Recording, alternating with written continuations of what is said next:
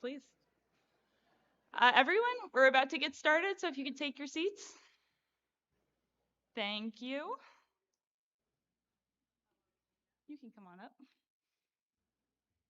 So we will introduce our first panel shortly, but first I am Kate Angelos, the Assistant Director for the Shirley Povich Center for Sports Journalism, and I just wanted to thank all of you for joining us for our 19th Annual Povich Symposium on the Year of Women's Sports. It's a topic that's very special to me, so I'm really excited that this is my first symposium as the Assistant Director. And now I will introduce our Director of the Shirley Povich Center, Mark Hyman.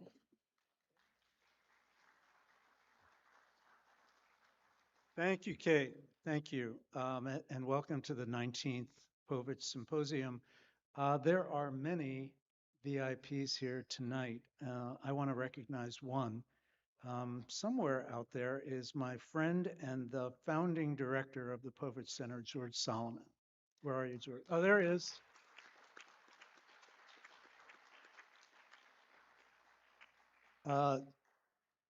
Maury and Lynn Povich, I believe they're watching on the live stream.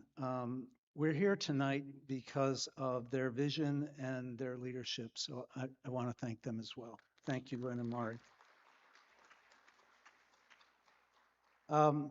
It was a truly transformational year for women's sports, unprecedented in so many ways, from record attendance to intense rivalries.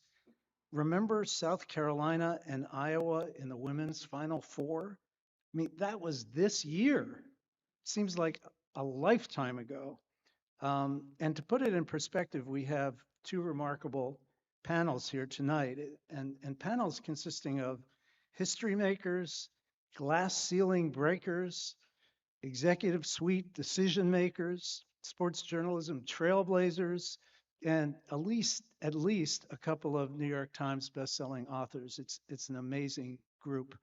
I want to also finally point out that if you thought you had to leave early to get here by 6 o'clock, Miran Fader on panel number 2, she came from Los Angeles. She left earlier than you did. Okay, with that, I'd like to introduce the Dean of Merrill College of Journalism, Rafael Lorente.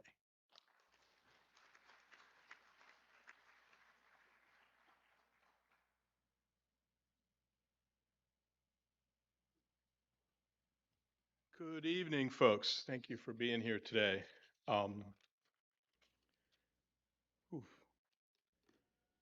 Thank you for coming to the 19th Annual Povich Symposium.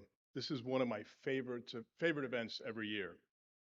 First, we get to talk sports and we get to do it with some of the best in the business. So how fun is that? We also get to see old friends and we get to make new acquaintances. Most importantly, though, this event encapsulates what the Povich Center and its namesake represent: conversations and journalism about the intersection of sports and society. Whether the topic is women in sports, race and inequality, or the future of college sports. Remember that one a couple of years ago? Changed a little bit, didn't it? Regardless, these topics speak to us as sports fans, as citizens of a democracy, and as humans who are just curious and concerned about the world around us. So before I step down, I want to remind those of you who already know this and inform those of you who don't that what you're seeing tonight is exactly what the Povich Center does all year round in one form or another. So just a couple of quick examples. This summer, just a few months ago, the Povich Center, Mark, Nathan Stevens, who's making sure this microphone works, and a couple of others, took 10 Merrill students to Rwanda and Senegal to report on the NBA's efforts to grow the game of basketball in Africa. The stories were amazing, and just wait until you see the documentary they put together. It's really good. Earlier this year, the Povich Center, in partnership with the Howard Center for Investigative Journalism and Capital News Service, both here at Merrill College, published a terrific project on youth tackle football and the calculations that parents make when they decide whether or not to let their children play a game that might do lasting damage to their brains. The PBS NewsHour ran one of our stories from that project. And two of those student reporters are here tonight, by the way. The center and our students have also done projects about gambling on college campuses and about the effects of Title IX on the 50th anniversary of its signing. And every year for 5 years now, the center's book club gives away hundreds of books to high school students all over this area who not only get to read those books in class and discuss them with their teacher, they get to have a Zoom with the author. So this year, those lucky kids will get themselves a Zoom with the great Katie Ledecky. How cool is that, right? So I could go on, but you get the point. All of those stories were about sports, but none of them were about the score of last night's game. Go Dolphins. George is here. I had to do it. It's not that we don't teach students how to cover games. It's that we teach them that and more. So I'll leave you with a request because I'm the dean and it's my job. If you like what you see and hear here tonight, or if you're impressed that college students can travel to Mississippi by themselves and produce a piece for the PBS NewsHour, please consider calling up Mark Hyman and contributing to the work that he and his colleagues do. You will make a difference in the lives of terrific young students who are literally changing sports journalism for the better. Thank you.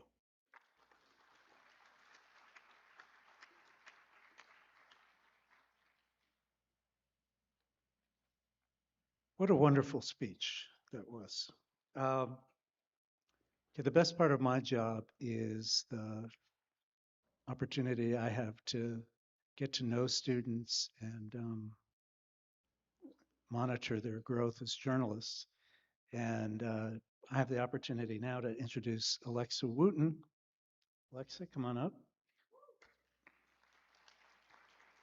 Alexa's a senior journalism major and a documentarian. Hello, my name is Alexa Wooten. I am a senior journalism major from Vienna, Virginia, and I'm also the president of the Association for Women in Sports Media Maryland chapter. I'm delighted to, thank you. I'm delighted to introduce our first panel, Changing the Business of Women's Sports, featuring Christine Brennan, a sports columnist from USA Today and commentator for CNN, ABC News, and PBS NewsHour. Roz Durant, ESPN's Executive Vice President of Programming and Acquisitions, Phil Picciotto, President and founder of Octagon Sports Agency, and our moderator, Bonnie Bernstein, a veteran sports journalist and founder and CEO of Walk Swiftly Productions. And with that, I'll hand it over to you, Bonnie. Thank you, Alexa. I'm setting my timer at 40 minutes here. Why can't I do this?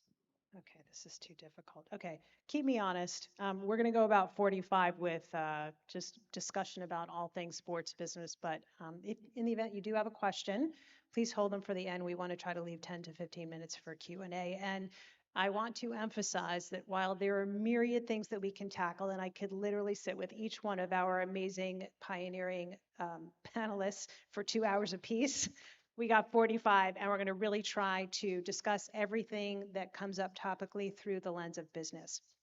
So the ESPN, the most recent ESPNW summit was fairly recently, and in prepping this panel, some of the wonderful PR folks at ESPN had mentioned that Roz kind of did a 14-year reflection as to where women's sports was 14 years ago and where it is now. And they shared some pretty startling statistics. But we're just going to take it back 10 through the lens of a journalist, a media executive, and an agency founder. If you were giving a state of the state, what would it look like in about a minute 10 years ago? And what would it look like now, Phil? Well, 10 years ago, you didn't have women in the C-suite of baseball clubs. You didn't have women coaching in the NBA. You didn't have Hannah Storm and Andrea Kramer as the first all-female broadcast booth for the NFL Thursday night broadcasts. You didn't have women's sports in the mainstream. But since then, I think the key word is visibility. Women's sports, thanks to all three of you actually on this panel, are more visible. When you're visible, you attract people to come and at least take a look. They know about you. If you're invisible, nobody knows about you. When you're visible, you can attract fans, you can attract more attention on the athletes because they become celebrities, then brands start to invest and venture firms invest, and it's a very different world now 10 years on. Roz? I'd say that it would be a bit depressing, and I don't even know if we knew then that it was depressing, but when you look back on it and where it is now, let's just talk about this, where it is now and I where it is. suspect it wasn't an accident that you wore that I shirt just today. just happened to find this in my closet. If there was a T-shirt, it would have been said like it would have been like women's sports with a question mark because people weren't watching. Like I think about walking by restaurants and tell me if you guys disagree. And 10 years ago, 14 years ago, all of the televisions were on men's sports. There weren't televisions and bars turned to women's sports. And to Phil's point, there were no female coaches in male sports. There weren't a lot of female coaches in women's sports 10, 14 years ago. Advertisers weren't running to spend money on women's sports 10, 14 years ago. Women were fighting to have good locker rooms and to travel comfortably 10, 14, 5 years ago. Okay, so let's not pretend that everything happened, that all of this changed 10 years ago. Some of it literally just happened in the last Really, collective in the bargaining past couple of agreement. years. So when you look at that and you say, where was it? It was, and let me just be clear, we were trying to get there. When you talk about the progress with women's sport and ESPN launched in 70, it started in 79, and in 1979, we were airing women's sports. We were trying to seed it and bring fans along. Our mission has always been about serving sports fans, and that includes women, and that includes women's sports. But 10, 14 years ago, we weren't there. So where are we now? We are now where we have women as coaches across our major men's sports leagues, and women as coaches, women in ownership ranks in men's and women's sports, and we have everybody watching women's sports. So I'm very, very proud of the progress, and I'm already thinking about what we want the answer to be when we're back here in another 10 years. How about the coverage of women's sports in the media? Well, I would start out by saying 10 years ago, Simone Biles was 17 and Katie Ledecky was 17 Yeah, and Caitlin Clark was 12 how about that? and Angel Reese was 12. Um, and Title IX was 42 years old and now it's 52 years old. And certainly a lot of this, at least in my humble opinion, is that Title IX has had 10 more years to grow Yeah. and to unleash its magic. Now, we know it's not perfect. We know most universities are still not in compliance completely with Title IX, and we may, with all the other issues in college sports, be heading into an area where women are going to get more or fewer opportunities, short shrift, as opposed to what Title IX means. But I also look at Title IX as not just a law signed by Richard Nixon in June of 1972, but also a mindset in this country.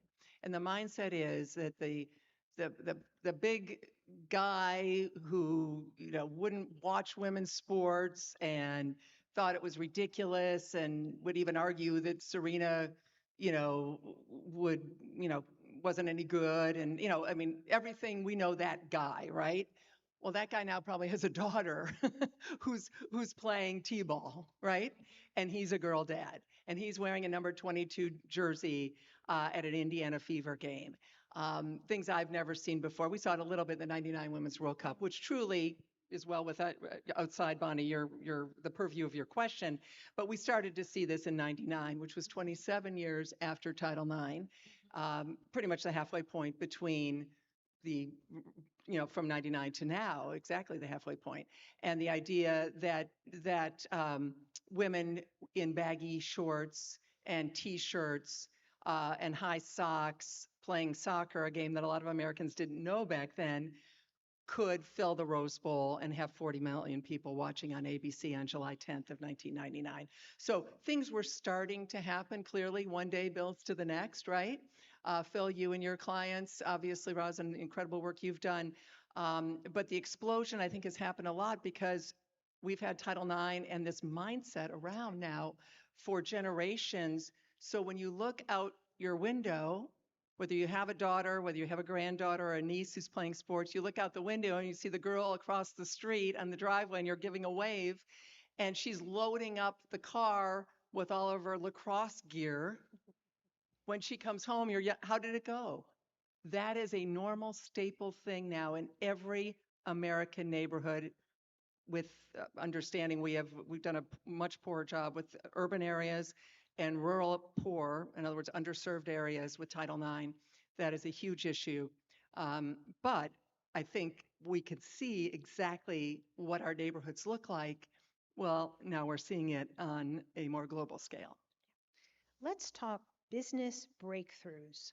So, Roz, you had touched on the fact that ESPN's been covering women's sports since its inception. At some point, brands started spending on women's sports, not because they thought it was the right thing to do, but because they realized there could be appreciable business ROI, that it made sense. Phil, is there a particular brand that comes to mind, whether it was an Octagon client or a different brand, that made an earth-shattering decision about investing in women's sports that you think changed the game? Well, there have been many. I think it's too difficult to limit it to just one. But one example that comes to mind, back in the day, early on, Mazda sponsored the LPGA finals, and they were the first finals, women's sports final, to have $1 million purse. So when you set the bar, then other people follow, and they follow in great numbers. I think what brands have seen is a reflection of two themes or processes. The first one, which both Roz and Christine have mentioned, is time, compounding. And the second is just human potential. Can you imagine being in any business and not reaching 50% of your addressable audience? It's unimaginable. It's not good business. It doesn't make sense societally. So I think that, businesses have found, and by the way, the audience for women's sports is about 50-50, men and women. I think that they've found that women's sports delivers an audience that is more engaged, 32% more engaged if you believe the statistics and the data. And even more than that, they're 38% more likely to buy products of sponsoring companies. And these companies don't sponsor anymore out of some charitable intent. They're doing this because it's good business. Yeah, it's interesting. The research shows, when we look at why consumers make the choices they do, that more than ever, when a consumer is looking at buying a product or a service, they want to know two things. Number one, does this brand align with my core values? And number two, is this brand doing its part to make the world a better place? Girls' sports, check, check. And that's important. It's more important than it's ever been. But I also think where sports shows up matters. And for me, one of the biggest brand deals that was done was a few years ago by Ally Financial, which is a sponsor of the NWSL. And they went to CBS. And at this point, they had decided they were going to do a 50-50 ad spend across the board for 5 years, spending equal amounts on men's and women's sports. They went to CBS and Paramount. The previous year, the NWSL championship was on in an earlier time slot, mid or early afternoon. Didn't pull a good number. They said, we want the championship game in prime time. We're paying you. This is what we want.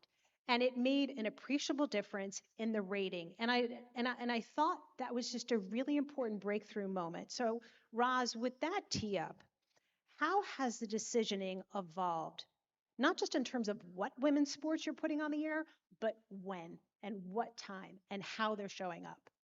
So the first word that comes to mind as I'm listening to you tell that story is intentionality, right? Because this doesn't happen. When we talk about the growth in women's sports, when we all celebrate the amazing ratings of women's sports, and you talk about the accessibility of women's sports and the thoughtfulness around the platform, that doesn't happen because of time alone, and that doesn't happen by chance. You have this momentum of continuing. It's easy to continue to do what you've always done. And what happens is it requires someone, you mentioned allies, someone said, here's what's important to us. Here's what we want. It took someone making a decision that it was important and that it was right and it was great content and it made sense. We've done the same thing. Like we look around, and as I've mentioned, while we've been airing women's sports since our first year since we've launched, we have been very intentional about one, not only increasing the amount of women's sport, and we have across sport, but also thoughtfulness around making sure that it's accessible. We have more women's sports on ABC and on ESPN, our main networks, than we ever have. Just shifting from ESPN to ABC, like having the draft or Absolutely. championship game and stuff. Absolutely. With the WNBA season start, our opening day, we put the games on Disney Plus. Why? You wanted everyone. We wanted casual fans to have access. When we look at NCAA volleyball championship, the game was on ABC. When we look at what we've done across the sports with women's college basketball and more games than ever on ABC, that didn't happen by chance. It happened because we decided that as leaders in this space, we want to make sure that we're setting the example for others and that we're making these games the most successful because it's good content. I go back to our mission. Our mission is to serve sports fans. What do sports fans want? They want great sports. What do we get with the content that I'm talking about? It's great sports. It's great sports that happens to be played by women, and it's important to us to give them the same visibility, the accessibility, the platforms that we would for great sports that aren't women's. The accessibility is obviously. Oh, I'm sorry. You look like you're going to say something. I'm going to give ESPN a quick shout out here. I think what they've done, here's the progression. Please. When you started airing women's sports, it was habitual viewing. Absolutely. Then when you put women's events in prime time, Yep. it became regular viewing. Yes. And now it's destination viewing. Mhm. And that's how it's catching up to men's sports. That's right. That's a great point. And I'm sorry, can I keep going for a Yeah. second? It's that and it's the storytelling, right? Because so much of it is about the games and putting the games on the best platforms, but so much of what we're talking about and how you get connected to sports and how you get connected to storylines is, well, I saw this story about it.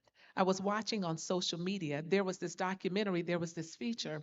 And now, when you look across our platforms and the increase in the exposure of not just the women's sports, but of women's stories, of women's athletes, of women athletes, of great moments that are living on Sports Center, that are living in E60, that are living across Disney Plus, that are living across ESPN Plus, is living on ABC, across our platforms, making sure that the female athletes stories are being told and being told on our biggest platforms for the widest audiences. That shoulder content and being able to create human connection Absolutely.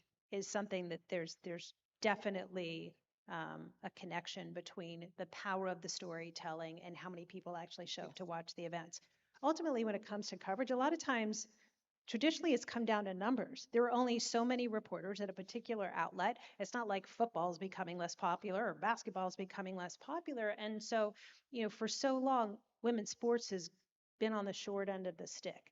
And then I look at the power of brands again, brands like Google, State Farm, who have done media deals with platforms like The Athletic, like Just Women's Sports, where they're saying, okay, part of this spend, guess what you're going to do? You're going to go hire more reporters to cover women's sports.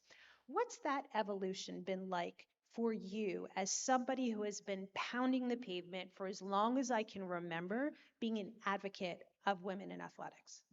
Well, with George Solomon sitting here in the front row, George, you recall those days, like in the early 90s, when we would have covered the men's U.S. Open golf, which of course we just call it the U.S. Open. I guess theoretically it is an open tournament for anyone, but it's clearly a men's golf. And I'd come running in, I'd say, why aren't we covering the women's U.S. Open? And George, to his amazing, great credit, probably saying something that very few other sports editors, male sports editors, would have ever said at the time. You said, go do it. And literally, I was off to Detroit or Indianapolis or wherever the U.S. Women's Open golf was. And the Washington Post cared about that. And you hired women and you hired men who were not closed-minded even in the 90s, as you, of course, were so open-minded and such a leader in terms, George, of hiring women and understanding that this was where your sports department needed to go. And it was one of the great departments, and I was honored to work there for 12 years. But it was funny about how, I think you'd roll your eyes as here I come again. And why aren't we covering well, we did cover the women's Final Four, for sure. Virginia with Dawn Staley, I covered that back in the day. But in general, Bonnie, I think if we're looking at mainstream sports media, which of course is unfortunately kind of it's what's changed, and certainly it doesn't have the force and the power that it once had.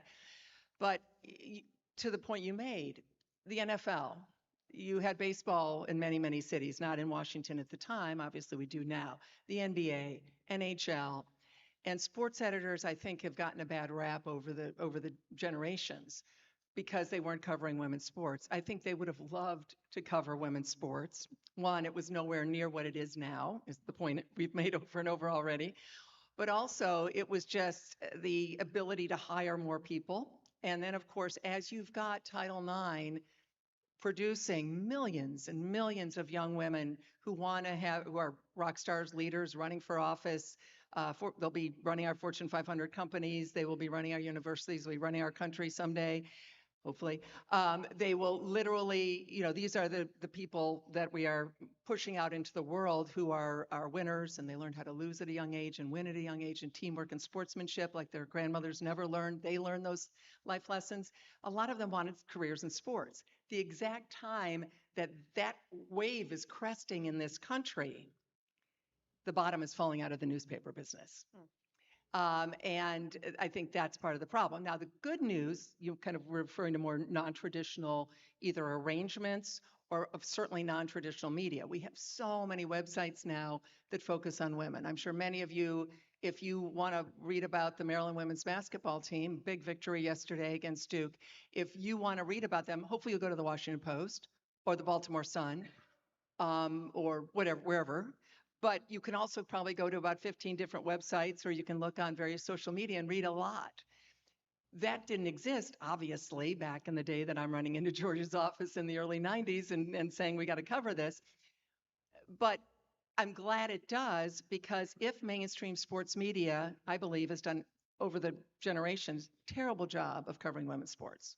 Dreadful. The male-dominated mainstream sports media, let's just say it, did a terrible, terrible job of understanding that this was coming.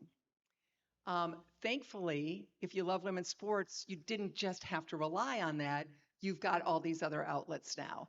And, when you think of Instagram, and you can go to Instagram and find out so much about whatever you care about, if it's women's sports. I wish I weren't up here saying that we failed to grasp this. But again, that mainstream sports media, I think Bonnie did fail on the print side for generations. And one last thought, our job as journalists is not to worry about selling newspapers, or getting hits or whatever. But the reality is it is a big part of it. And the idea that the gateway to your newspaper or your news organization for so many young kids, for me, it was the sports section. And if you're pushing girls away, as many, many newspapers did for generations, we're probably not shocked that we don't have that 30 or 40-year-old woman now going through to get the ads or whatever, because she's never read the sports section, because we weren't giving her anything in terms of her role models as a young girl looking up to women's sports. So I hate to be so negative, but that certainly is a black mark, I think, for the journalism side of this. The number of mechanisms where we can deliver content in 2024, suffice it to say, has changed.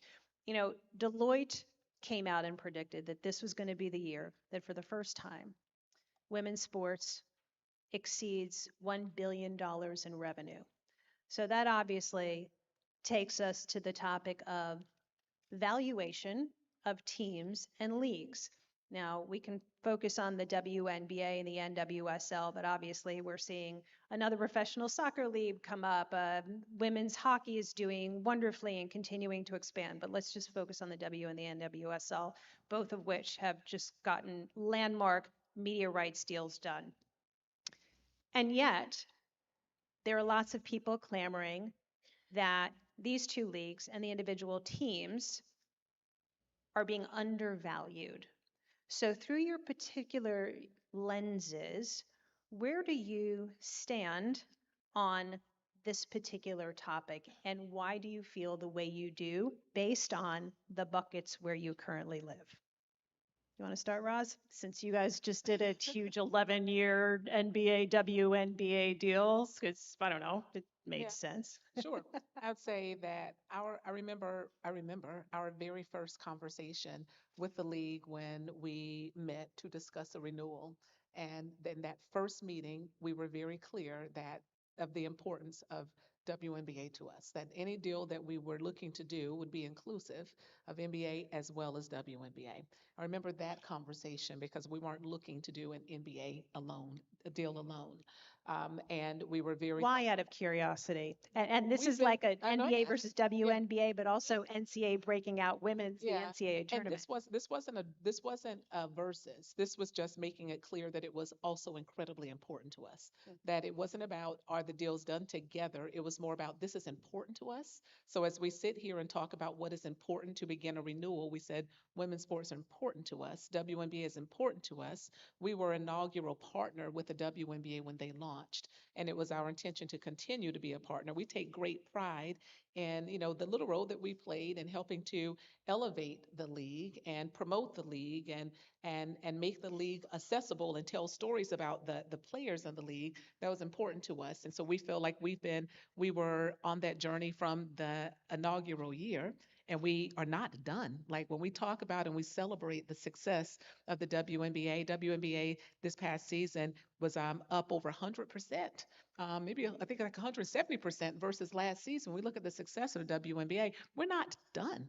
We're not done. And it's important to us to continue to lead and be a part of that journey and seeing, I wouldn't even say how far we can go. 'Cause I don't think anyone knows how far it can go, but continuing to put the rocket fuel behind the league. So we made that clear in the initial conversations, just the importance of WNBA to us. And it was, we're very proud of where that landed with being able to do, as you mentioned, just a significant deal that allowed both leagues to get more, including the importance of that for the WNBA.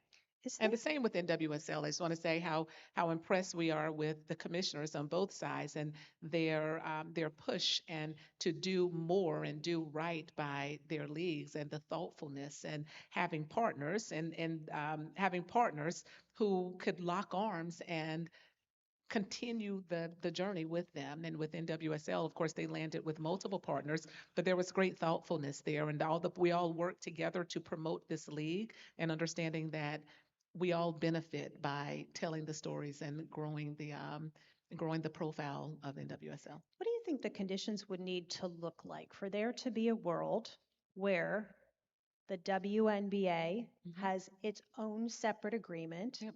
And there's potentially two pieces. So there's the W, but when the new NCAA media rights deal was done, there was a lot of curiosity about, okay, is the women's NCAA tournament going to be broken out?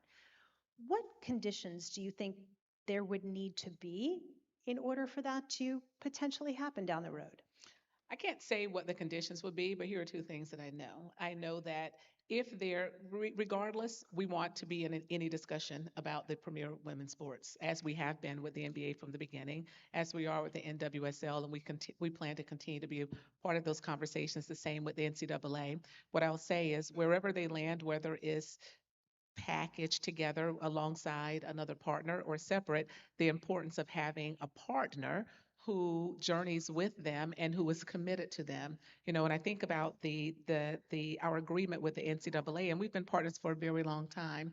And the conversations we sat with them was about how we collectively grew the sport and the importance of having a partner who's going to continue to grow the sport. And you can do a couple things, and they're both important. You want to make sure that there is the financial growth that the sport deserves, but you also want to make sure you have the commitment for storytelling, the commitment to use a megaphone and use the platforms to grow the sport. And with our partners, luckily, they understood they were getting both with us. Yeah. Actually, Phil, come to think of it, this popped into my head, and I want to make sure I get to it because I want to touch on NIL through this particular lens.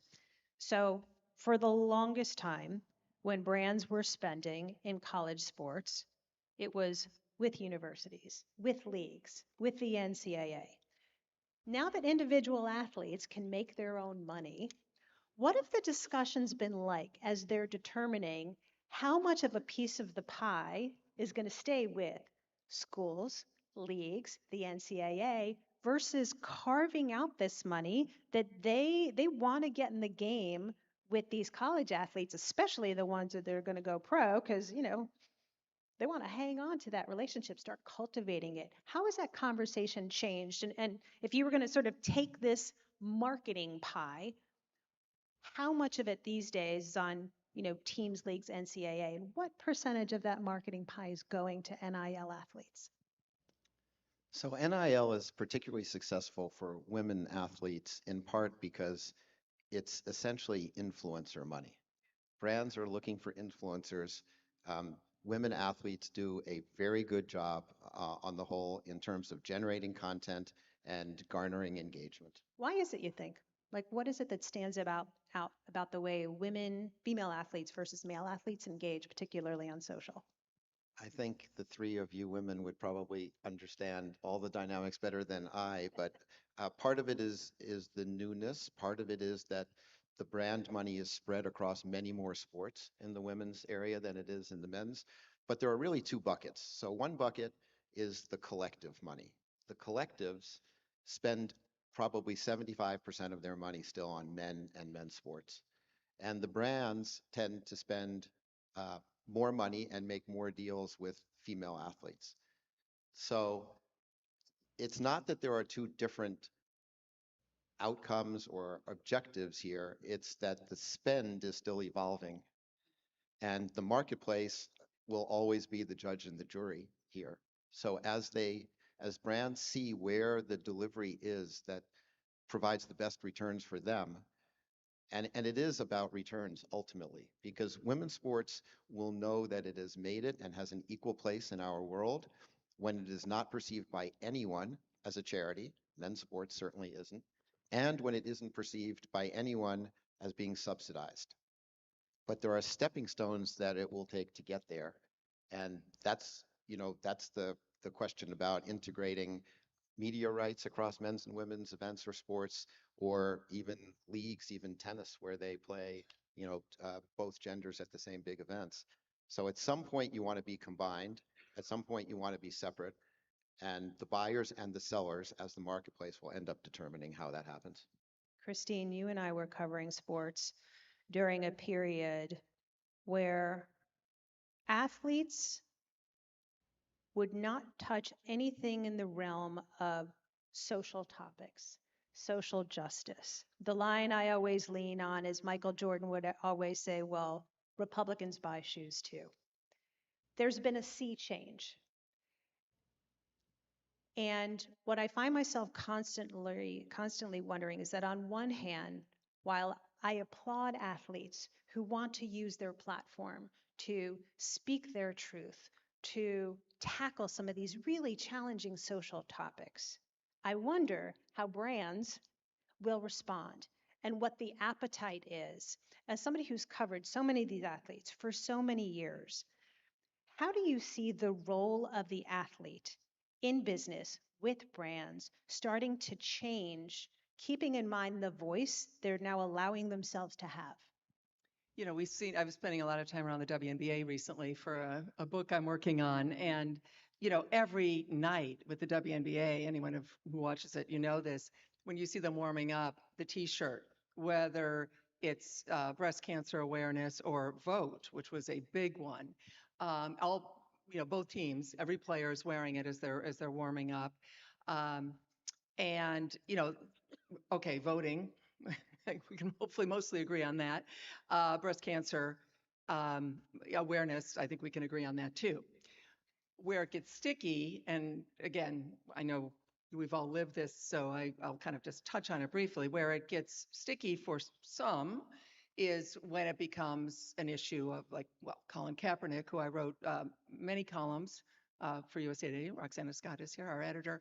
Of course, praising Colin Kaepernick, and still cannot believe that the NFL did not find a team for him to play on, if only just because it would have been the right thing to do, even if for some reason they didn't even want him. You know what I'm saying? How in the world that man never played again is just unbelievable to me.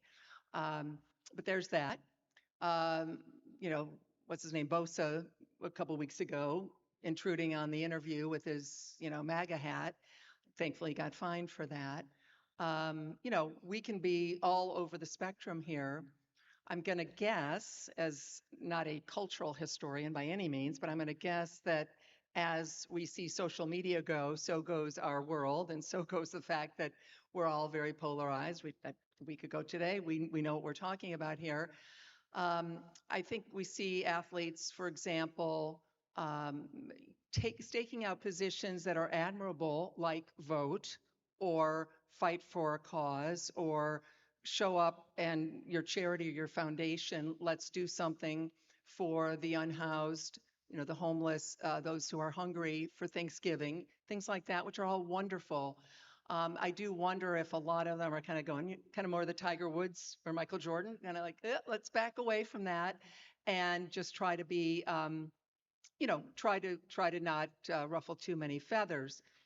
The WNBA again is a perfect example, though, of so many of those women fighting the battles, including talking specifically about politics. And of course, the Atlanta Dream, need we say more? They got rid of their owner, who was also the senator, Kelly Loeffler. So the woman writing the checks, they literally had their Warnock shirts on to get rid of her. I don't know if there's a stronger profile in courage than that.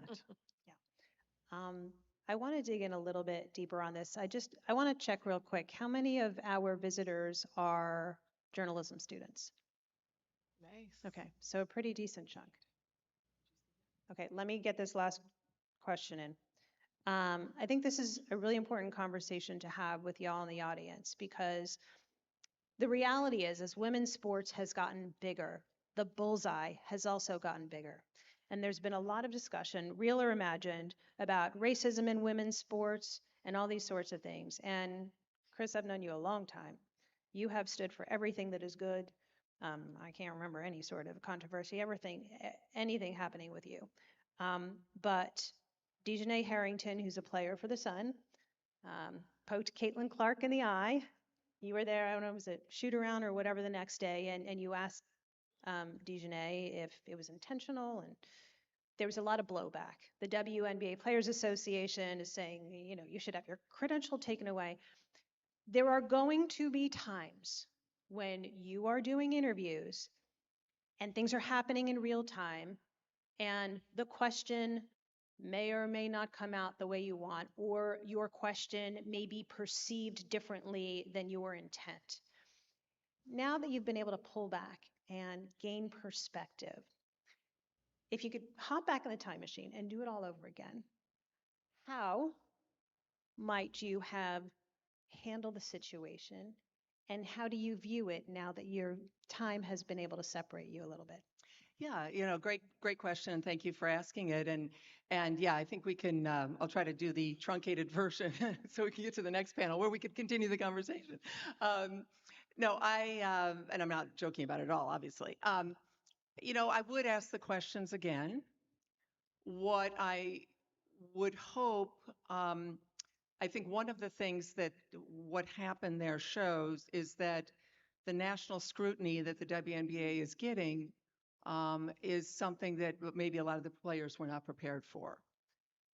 I certainly understand the point of view that people didn't like the questions and thought that I was actually helping the crazy social media mob to attack her. I understand that point of view. Social media is insane, and we all get attacked. So I would say, though, that, and I'll kind of leave it at this, what I learned from George Solomon, what I've learned for going to Northwestern, I've been doing this for 40 years, is that you give the athlete the opportunity to hit it out of the park. You are a conduit. That athlete can take that question and take it any which way they want to. And what I felt as I wanted to get an answer for Dejanay Carrington is to be as specific as possible so that there was no doubt about what I was asking her, and then allow her to go ahead and take it and run with it, which, by the way, she did. She said, no, it was not intentional at all. A lot of people didn't like the follow-up. The follow-up was about the fact that there were several pictures online of laughing and mocking the three to the dome, or what was it? again, in my mind, as a journalist, and this might sound like a cop-out, but I don't see it that way at all, as journalism 101, you give the athlete the opportunity to address that issue. Now, there's many, many other layers to this story that I'm not being coy at all, but it will be in my book, because it is incredible what happened next. I could handle all of it, of course. No worries at all there. But I do wonder if the WNBA was preparing its athletes properly for questions that would come. And if you disagree with me, I totally understand that you didn't like the questions. I'll leave it at this, that 19-year-old Michael Phelps, with Phil's agency, they got in touch with me and asked me if I would interview him and do a story on him. They gave me the opportunity to do that after his first DUI. 19-year-old Michael Phelps. I grilled him for 45 minutes, asking over and over why he did what he did, why did he get behind the wheel, et cetera, and wrote a column about it. I have asked Tiger Woods at the Masters why his doctor's assistant was caught at the border with performance-enhancing drugs. That's what I do. I think it's what editors want me to do. But I understand, especially for a league that has not received much scrutiny, if at all, over the years from we'll say national media, whatever I am. I don't know what that identity is, but if I'm a member of the national media, I understand how that then can be a real shock to the system. I appreciate your candor. Bonnie, can I just add something Yeah, of course, just very quickly from the athlete's perspective? Not everyone is Christine Brennan. So back in the day, everybody knew exactly who she was, and you knew what you were going to get. You were going to get a fair hearing. You were going to be able to answer questions the way you wanted. These days, with social media, everything is opinion journalism. So athletes don't take the time. There are too many bloggers. There are too many former newspaper writers and television hosts and others. So athletes don't know the personalities of the media anymore, and they can't make a distinction as to who they're talking to. I think that's a very big difference between the world 20 years ago and now. Yeah. Christine, thank you for your candor. And students, just know that this place trains you to do journalism the right way. I saw a note that went out after the election, and it was, and forgive me, Mark, I can't remember who it was who sent the note, but if you're happy with the election, as you go on to become a journalist, you're going to do it truthfully, and you're going to do journalism the right way, be fair and objective, and hold people of power to task. And if you're not, you're going to do the same thing, because that's what we teach you here. And it's important for you to remember that as long as you are prepared, as long as you hold the values and the ethics that you take from this journalism school with you into the field, you have to walk with confidence in the understanding that you're never going to appeal to 100% of the people, and be comfortable with that, and never change what you do because of outside opinion. So thank you for sharing that. Do we have time to take a couple questions? Yes. Opening it up to questions. Do we have a microphone, or are we just raising hands? There's a mic right there. So if they stand Oh, yeah, if you just want to stand up now. There we go. There's Marty. Hi, I have a question. I'm an alum from this fine university. I guess this question is addressed to Christine. You made a number of comments with respect to the individual with whom you're writing your book on, with respect to the Olympics, and the fact that she should have been, or the likelihood of her becoming a member of the women's Olympic team should have been stressed a lot more, and potentially be a member of that particular team. You also, to interpret my interpretation of what you basically said, using a tennis analogy, an unforced error. She's a superstar. She's more than a superstar. She's a super duper star. She's in that Babe Ruth, Otani type of individual, a change maker. Um, why did, looking back on it, why did the women's Olympic team choose not to put her on the team? Well, thank you for the question. One quick correction. I'm not writing a book with Caitlin Clark. Yeah, I'm sorry. Maybe you said that. I misheard you. It is, but just to be clear, it is an unauthorized book on Caitlin Clark and the revolution in women's sports. So it is journalistic in all ways. And I didn't have the book deal when I wrote that column. I wasn't even thinking of a book.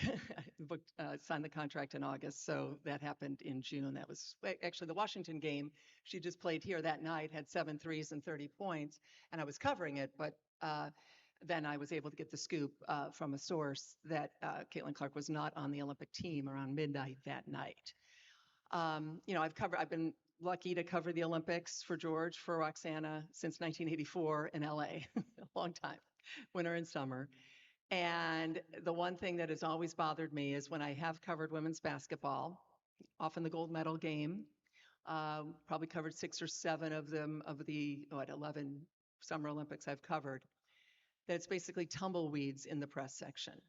Few people here and there, but in general, the Thursday, Friday, Saturday, Sunday of the Olympics, second week of the Olympics, everyone's got to be a track and field, or you've got women's soccer gold medal, or you've got local track stars, or you've got local water polo, or whatever the heck's going on. And it's just, if you've got 5 or 6 people to staff it, you can't go cover the women's basketball game because they're going to win by 1,000,000 points and they haven't lost since 1992. And that's an editor. That's not anti-women's sports. That's not anti-women's basketball. That's not racist. It is just a sports editor going, I got to get you over here. I can't have you at women's basketball. Obviously, I've fought to cover it and have been at many of those gold medal games. And I thought, and I still believe it's true, I think the TV ratings were good, but they were nowhere near as good as they would have been. You put the attention magnet of all attention magnets on that Olympic team, which, by the way, I also felt she deserved to be on with the way she was playing. Her stats, Clark's stats were well ahead of Diana Taurasi's, and ahead in some stats of Kelsey Plum and a few of the others. You put her on that Olympic team, and what does she do? Everyone comes running, even if she's only playing 3 minutes, 5 minutes a game. And guess what? Asia Wilson finally gets the attention she deserves. And Jackie Young finally gets the attention she deserves. And all of the rest of them, same. And that is what I believe was a huge missed opportunity. Sources I've talked to, they know it. I'll, again, I'm not trying to be a goofball at all here, but I will have that entire story in my book. And trust me, there's a lot to say, but I stand by what I wrote for sure. And I do think it was a huge missed opportunity, a la the men's dream team in 1992 in Barcelona, to reach. I'll leave you with this. There was a Brazilian journalist that came running up to me first day I ran in like Monday before the Olympics started. Where's Caitlin Clark? Why isn't she here? I would have covered the women's basketball team. A British journalist, same thing. Darn it all anyway. I was going to come and see Caitlin Clark. Now I'm going to go cover 7,000 other things. So anecdotal, but I certainly feel it was a missed opportunity. Thank you for the question. Hello, I'm a student at UMD, and I was just wondering, outside of the US, there's also a lot of international women's sports teams and players who are really compelling, and we've seen with ESPN just covering Spurs versus City in the FAWSL. I believe it was ESPN too. For all of you, but especially for Rosalyn, how do you think that there's going to be sort of more attention particularly in broadcast on international leagues and teams? Do you think we'll see an increase of showing those games in the US and attention to those athletes and their stories? Or how do you think that's going to proceed moving forward as women's sports continues to get more deserved attention? I appreciate the question. What's your name again? Dash Tischler. Nice meeting you. Thank you for you. the question. I do expect that to continue to grow. It's interesting because even where we have international women who play here domestically, their stories are amazing, and we're watching their grow. And as the profile grows here in the US, that spreads throughout the rest of the world. So I do expect, and we're already seeing that increase. And one of the beautiful things with ESPN is just the number of platforms that we have. You mentioned seeing the match on ESPN2, but having the streaming platforms as well as the linear just give us more space to tell more stories and to cover more of the athletes and more of the sport. So if it's the bigger events, yes, you should absolutely expect to see more of it across our platforms. Roz, real quick, if there's a sport that doesn't have a lot of visibility on the Yeah. family of networks yet, but you're looking to, what's the sport? Women's sport, Women's obviously. sport. Well, well, listen, if I look across, I'm going to go to NCAA for a minute and looking across the college board to say what's trending is one of the questions that we get, and you may see the same. But I'm intrigued with volleyball. Like watching what's happening with women's volleyball is intriguing to us, and then we're seeing the same with the growth in the rating. So I expect to see more there. I think rugby is interesting.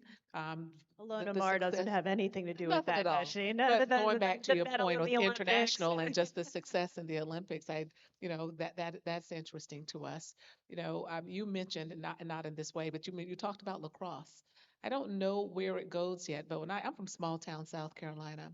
When I left small town South Carolina many years ago, there wasn't a lot of lacrosse being played. When I go back now, both of my nieces play lacrosse, their friends play lacrosse. So if I'm watching what's happening on the local fields, it gives me hope for what can happen in a professional level. The question becomes, does the television audience follow it? And we will see, but they're trending and we're paying attention. I'm waiting for girls' flag I'm here because for it. universities, their decisions to Yeah, start sports is predicated on the popularity of that particular sport at the high school yeah, level. And when you look at how many different states are sanctioning girls' flag in high school, that I think is going to be a really interesting thing I to watch like as it. well. Yeah, thanks for the You question. see the NFL get behind flag. It'll be interesting to see where that goes. NFL is huge behind Yeah, youth And football and and the particularly Olympics. girls' and flag. the And Olympics, yeah, with the coming in absolutely. LA 28, exactly right.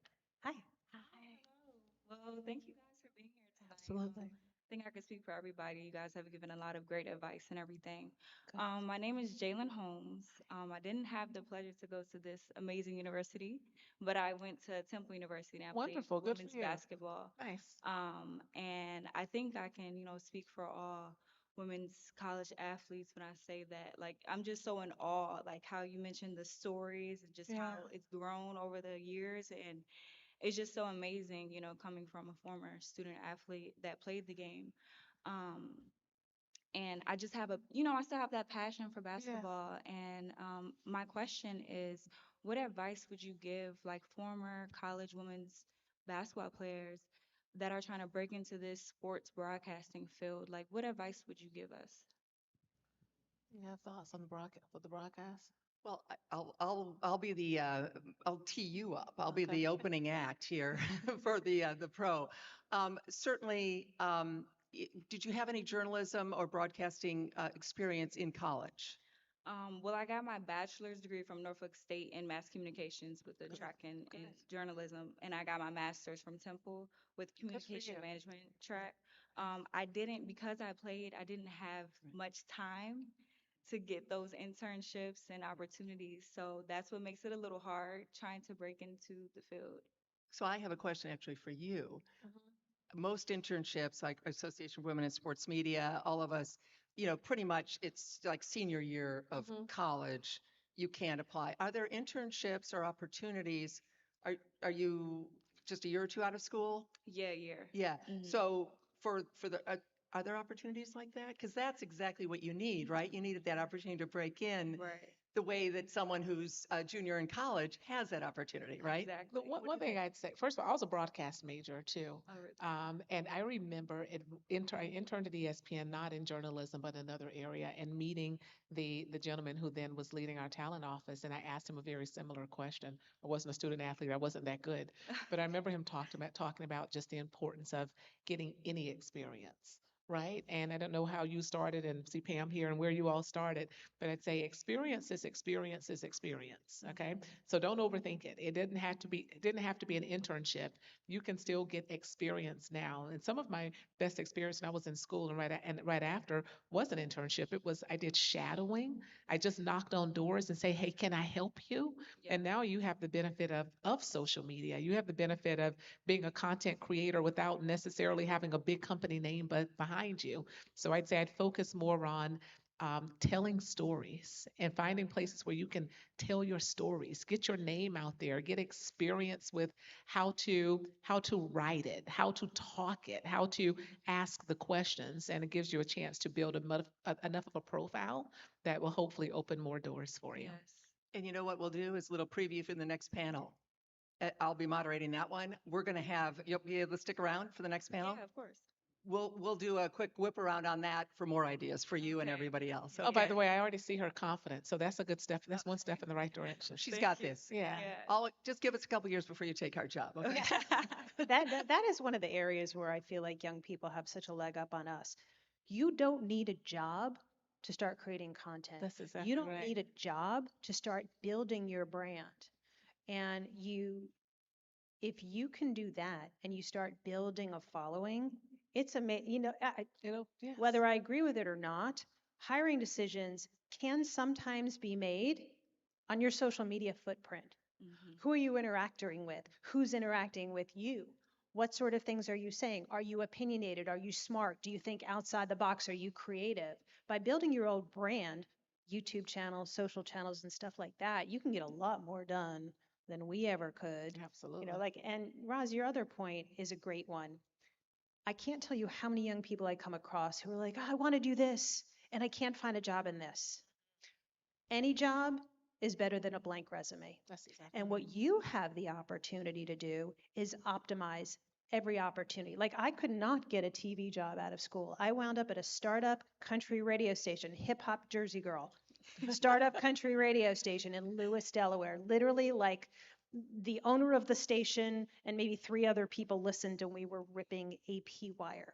But I challenged myself as like the morning news and sports anchor to work on my deadline writing skills. I challenged myself when I got off the air to get in the Kicks 106 big white van with the cowboy boot and run up and down the state of Delaware and collect as many stories as I could for the 5 o'clock. That's how I challenged myself and really was able to achieve and progress a lot in a job that at first glance you would be like, well, you want to go work for SportsCenter. Why are you going to take a job working at a startup country radio station? Any job is better than a blank resume, and then it's up to you to figure out how to make the most of it. Thank you so much. Thank you. Are we wrapping? Okay. And by the way, I just want you all to know, I didn't ask the question, is the Caitlin Clark effect real? Because I can tell you we can all say yes. We are not in a moment. This is a movement, and it's not going anywhere. Thank you for all of the incredible commentary and for all y'all coming here to join us.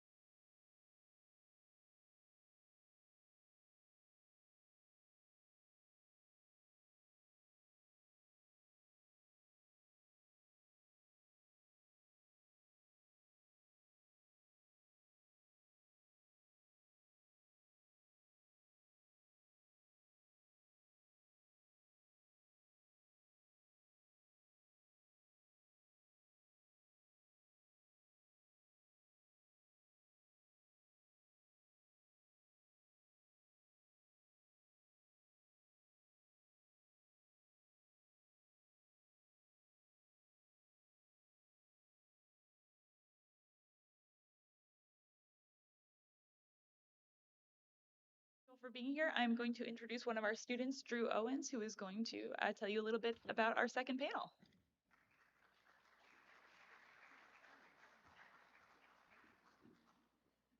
Hello, my name is Drew Owens. I'm a junior journalism major from Accokeek, Maryland. I'm also the treasurer of the Association of Women in Sports Media, Maryland chapter. And I'm delighted to introduce our second panel, Changing the Coverage of Women's Sports, featuring Bonnie Bernstein, veteran sports journalist and founder and CEO of Walking Swiftly Productions, Miran Fader, senior staff writer for The Ringer and New York Times bestselling author, Melissa Ludke, author of Locker Room Talk, A Woman Struggles to Get Inside, Ava Wallace, sports reporter for The Washington Post, Pam Ward, play-by-play commentator for ESPN, and our moderator, Christine Brennan. Christine, I'll hand it over to you. Thank you very much. Thank you. Well, we're back. Hi. You guys have heard way too much from me, so now I'm going to just ask questions, and these guys are going to answer them for the next 45 minutes or so. What a great panel. Dear friends, people I've mentored who need no mentoring, Ava, but I take full credit. All of you've seen, of course, Bonnie already. Again, thank you all. Melissa, who opened doors that we all walk through. In fact, right away, Melissa Ludke, thank you, thank you, thank you for being you. Seriously, Miran, rock star, and I think Pam, we listen to you all the time and watch you on all these great games. We're talking about this great year in women's sports, and I thought I'd start out with a relatively simple question for everybody. What is your favorite moment, story, issue, personality of this incredible year in women's sports? Why don't we, Melissa, you want to kick us off? What's your favorite moment of this 2024, this incredible watershed year? Well, I'm going to stay with sports people in sports media for a moment. And I'm going to do a shout out at both ends of a spectrum here. One is just seeing that Jenny Kavner was hired by the Oakland A's to be the first full-time play-by-play person in the broadcast booth. You made reference to me opening doors, and in fact, I was a plaintiff in the lawsuit that opened access for women reporters to be able to fully do their job, which at that point meant going into the clubhouse. And that was 47 years ago. So I don't think we've done it in record time, but the fact that we are seeing her again arrive as a first, I think is the other. And just very quickly, I want to go to the other end of that spectrum and do a shout out to Susan Waldman. And I want to do that because Susan Waldman is the announcer for the Yankees and just celebrated her 20th year in the sports broadcasting booth with the obviously the World Series this year. But for any of you who think that those 20 years have been easy for the trailblazer that she's been in this industry, let me just tell you that there were times when death threats would be called in during the game when she was broadcasting the Yankees. And those death threats came only because she was a woman broadcasting a men's sport.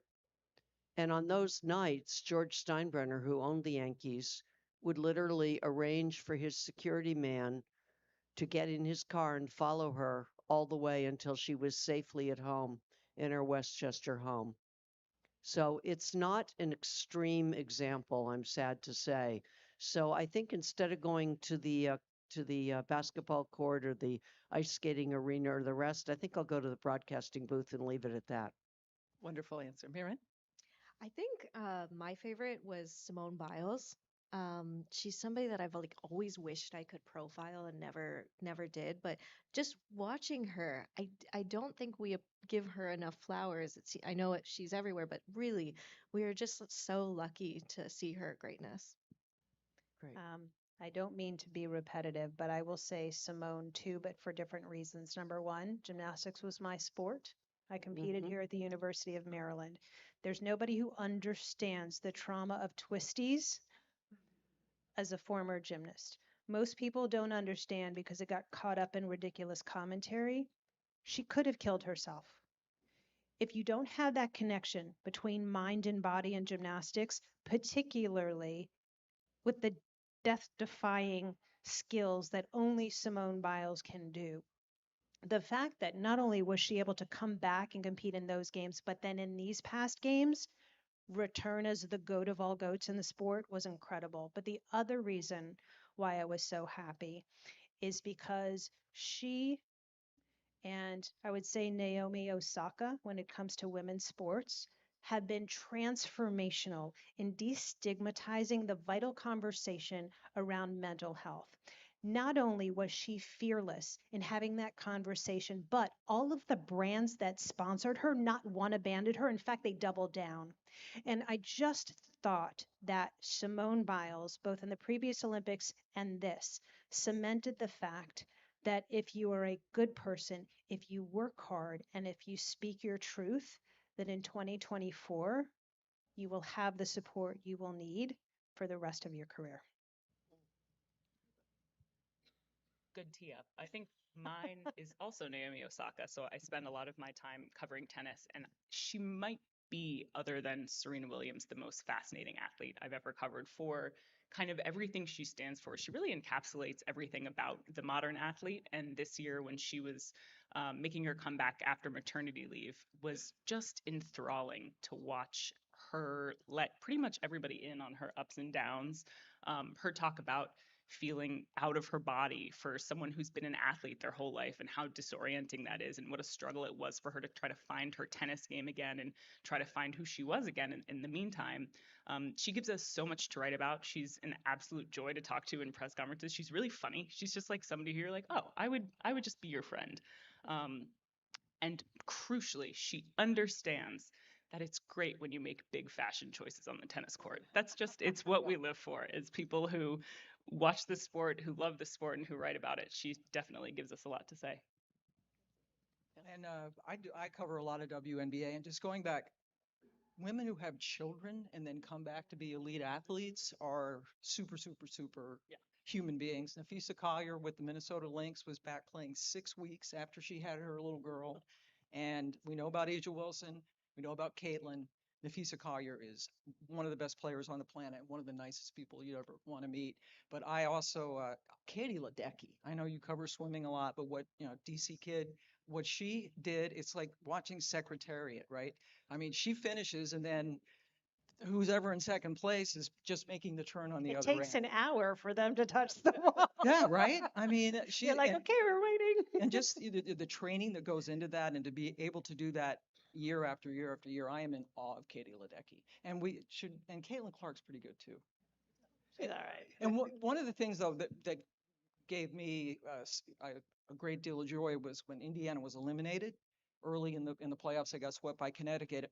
Not everybody, but a lot of people said no one would watch the WNBA playoffs, and we went out and crushed records after that. So the Caitlin Clark effect is not just when Indiana plays, but it's elevated that sport and other sports too. And what I love about this conversation is we just named various things. And I had occasional tangents to talk about other things, and we could probably all name another one and another one and another one. And Bonnie, you asked us like 10 years ago, that other panel from 10 years to now, if we did 10 years ago, we would have done this. You might not have all known the names, or you might have been, oh yeah, that's kind of something I haven't focused on. Well, now I'm guessing all of you in the audience know exactly what we're talking about, the people we're talking about, the moments we're talking about.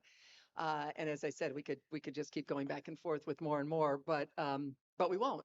Um, Miriam, you and I were lucky enough to do a radio show yesterday together, and you made a terrific point about storytelling and how it has evolved, and how the advance. I'll let your words tell it, but and can say it much far better than I. The advancement, the nuance, the intelligence of storytelling about female athletes, how that has also driven this time. Would you kick us off and go into that?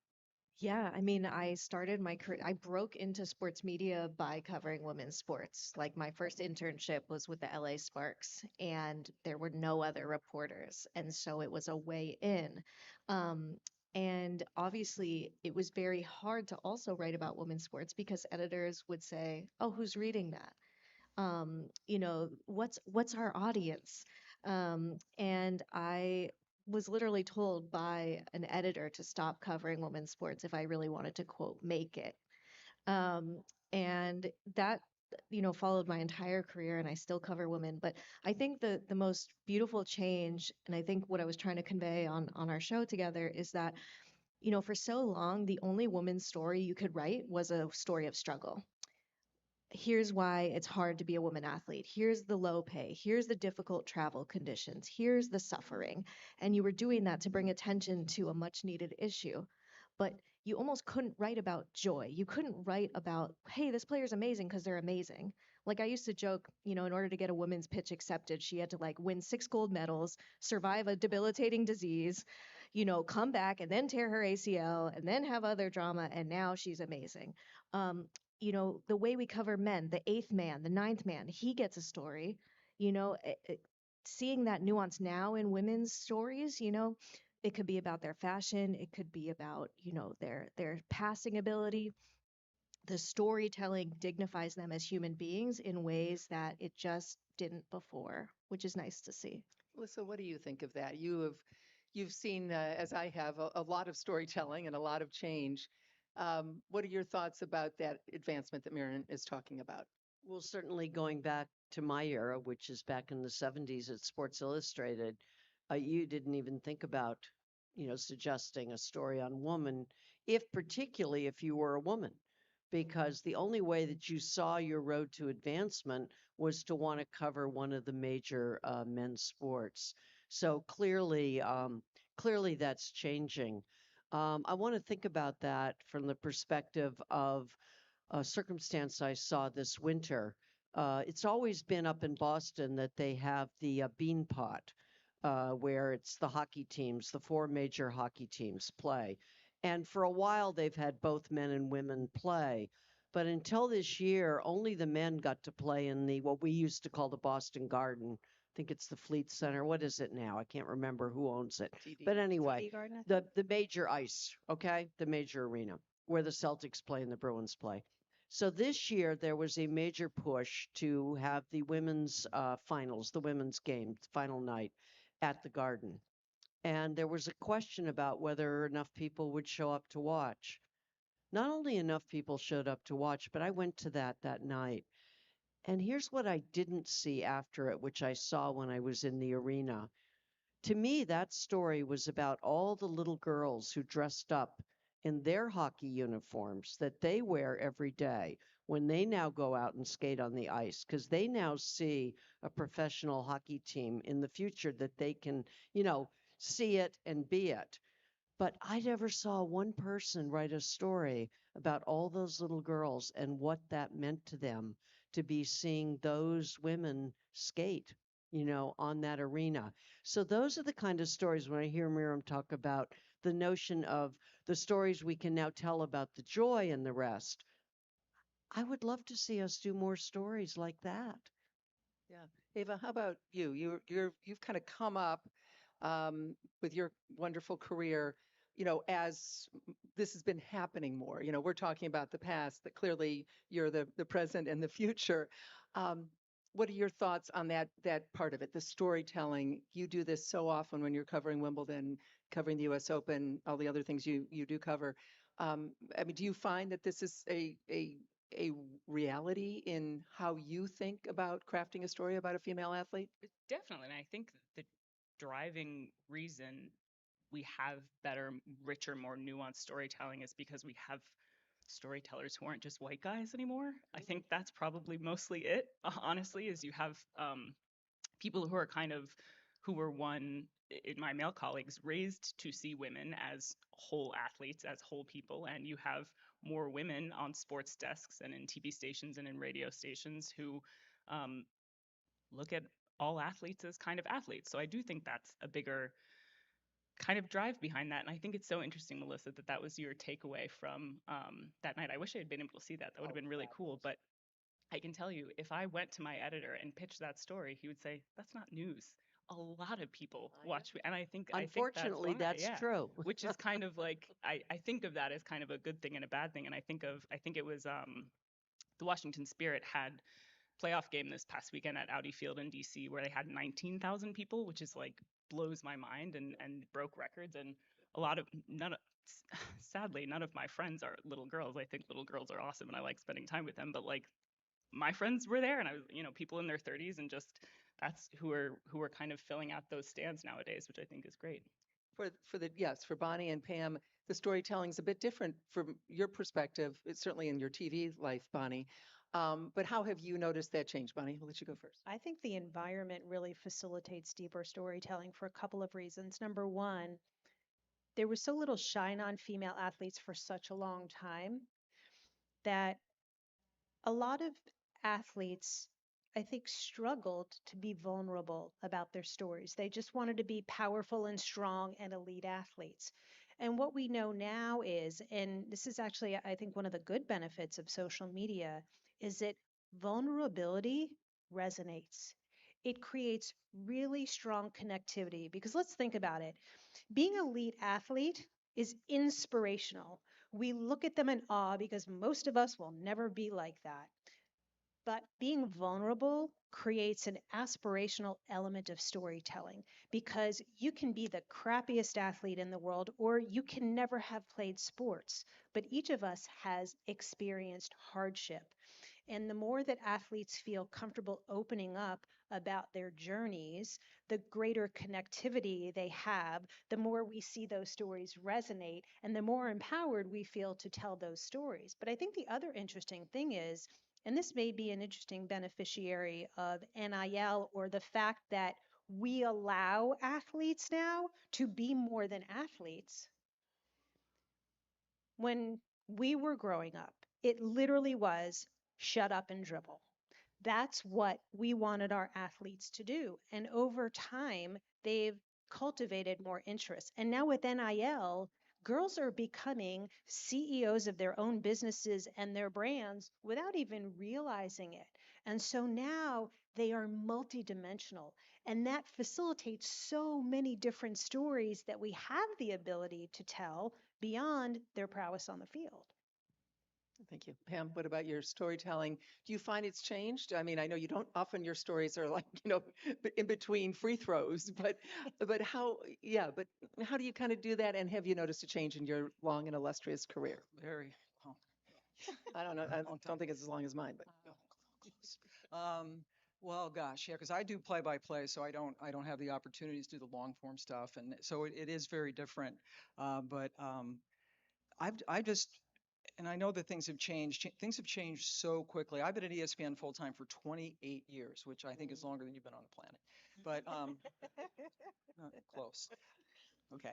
Uh, yes. And it's been and I know Chris, you've been in this business a long time too. The meteoric change that we have seen, I never thought I would live to see it, and the way that it has happened just in the last couple of years, and and the chance for me to do storytelling, I always part of the change that came quickly. I think media, including ESPN, was a little late to the game as far as delving into some things. And I just always I remember going and talking to bosses because I do get a chance to talk to athletes during shoot arounds and practices, and they're so interesting. There's a million stories we could tell, and I would go and I would pitch them, and a lot of times they were ignored. And now that fortunately that has started to change. But there's a million stories out there, and social media has changed things as you've mentioned. I mean, we know these kids, and I'm in awe of what they're able to handle as far as being some of the best athletes on the planet, all the social media noise, all the negativity that has, I think, almost destroyed some people, which is horrible.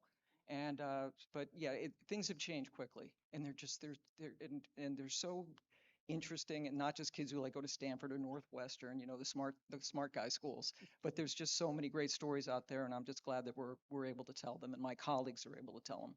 and we're thrilled that you're there doing that as well. And how lucky are we to have a panel that includes so many fantastic storytellers. I've got one more question, kind of looking ahead, Bonnie, following up on your question about 10 years. I want to move us 10 years in the future. Then I want everyone, for the benefit of the students here, to kind of just talk a little bit about how you broke in back to, I think it was Jalen or Jaden? I'm sorry, your question. How do we pronounce your first name? Jalen. And get that answer that I promised. And then we will take questions from the audience and students in particular. So if you're thinking, we'll just go two quick ones here. And then, and we're going to obviously then turn the mic over to all of you for your questions. So here we are. Bonnie was setting us up with 2014 to 2024. What does 2034 look like? Who wants to jump in? For women's Well, sports, okay, obviously. I mean, I have a wish for it. I'll start there. We've talked a lot about NIL, and for people who are in the audience, acronyms are often tough to understand what the hell we're talking about. It's called name, image, and likeness, and it's a way that athletes, as we've talked about it, brand themselves, but they also make money. Some of them make millions, some of them make thousands, but it's thousands more than they ever had before, call their own for what they do. But I'd like to get to a point in 2034 where we see a lessening of the wide, enormous gap that we see between women and men right now. And if you look at the rankings of NIL and the money that is going to these athletes right now, you'd be fortunate to find more than 2 or 3 women athletes in the top 100. In fact, I did the scroll the other day, and I can't tell you the exact number, but it is less than the fingers on my 2 hands. And this should not be the case. Right now, there's an attorney who's representing women at the University of Oregon who are on the volleyball team. And he's representing them in a lawsuit that started with Title IX. But he is weaving into that lawsuit the question of the NIL funding as well. And the booster clubs giving the funding to the male athletes and the male teams, just like it was before. And go back to history when the NCAA took over women's basketball, the women coaches lost their jobs. It wasn't a great boom for quite a while for women in that sport. And so I'm going to just say, I hope that when we look back 10 years from now, somehow we've figured out a way. Maybe it's an enforcement tool. I don't know what it is. But somehow, if we think Title IX gave us equality, that equality is quickly vanishing under NIL, and we ought to be paying a whole lot more attention to it. Who else? The future. Will we all just be reading holograms in front of our faces? What, Maren? I'm just hoping to be alive, but that's Right. just me. Right. Yeah, I hope bots aren't writing our stories, right? That is my first hope. Um, no, seriously, journalism needs a new business model. My hope is that we figure out how to fund great journalism and people are more willing to pay for quality journalism. I think one of the main things also that I think about with women's sports is access. It might be surprising to you all to hear that in the biggest boom of women's sports, access has never been worse in the WNBA than it is now. And I've been covering it for a decade. Um, we have to figure out how to give journalists access to cover this great sport. And I don't know how journalism, moves forward with this deep storytelling that we're talking about if there's not access and there's not funding. So to me, I think those two are the biggest things that I hope to see moving forward. I'm going to take this in a little bit of a different direction and speak more to the power of women's sports. So the longer Title IX exists, and it's certainly imperfect, and Christine, you've mentioned that most universities are not Title IX compliant, but the longer there is opportunity, the more girls are going to play sports. The more they're going to thrive at the higher levels, the more professional opportunities there will be. And through NIL, women who play sports are going to also become businesswomen. We know that 94% of female C-suite executives played sports. The other piece of that data that we don't talk enough about is that there's still only a fractional number of women in these C-suites, and quite frankly, in leadership across all industries. My hope is 10 years from now, 20 years from now, because women as athletes are continuing to evolve to be not just athletes, but entrepreneurs and businesswomen and CEOs of their own brand, that's going to empower them when they're done playing sports to be in more prominent places in industries across the board. Doctors, lawyers, women on Wall Street, women in medicine, women in technology, women in government, women in sports and entertainment and news, and across the board. Because what we know is that what we learn through sports, the leadership, the teamwork, the confidence, the resilience, the time management, the accountability, the ability to push ourselves beyond our boundaries is transferable and powerful. And that's what my hope will be for the next 10, 20 years and moving forward. Yeah.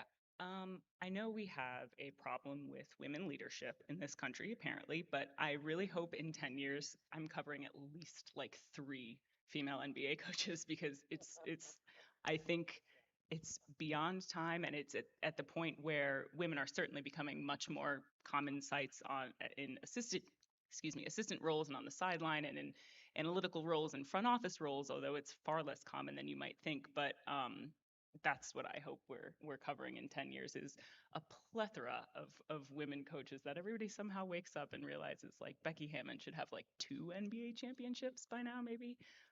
Adam Silver actually told me last year that if we don't have our first female NBA head coach within the next 5 years, that we've failed. I thought you were gonna say like he resigns or something. I was like, oh, No, oh no, no, no. oh my God, it's like you're breaking news here. No. But yeah, No. that I think would be a really big deal next step to your point about leadership and everything like that.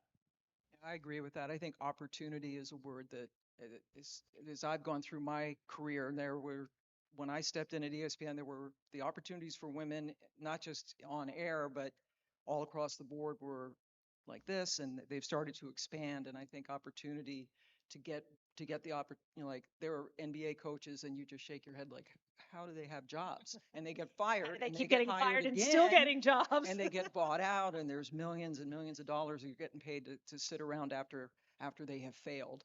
So yeah, opportunity is big, and obviously the women's sports have been undervalued for decades, and we've just seen that with the new deal that ESPN has signed, and I think with the WNBA and the WNSL that you mentioned, the PWHL, the hockey thing is really exciting.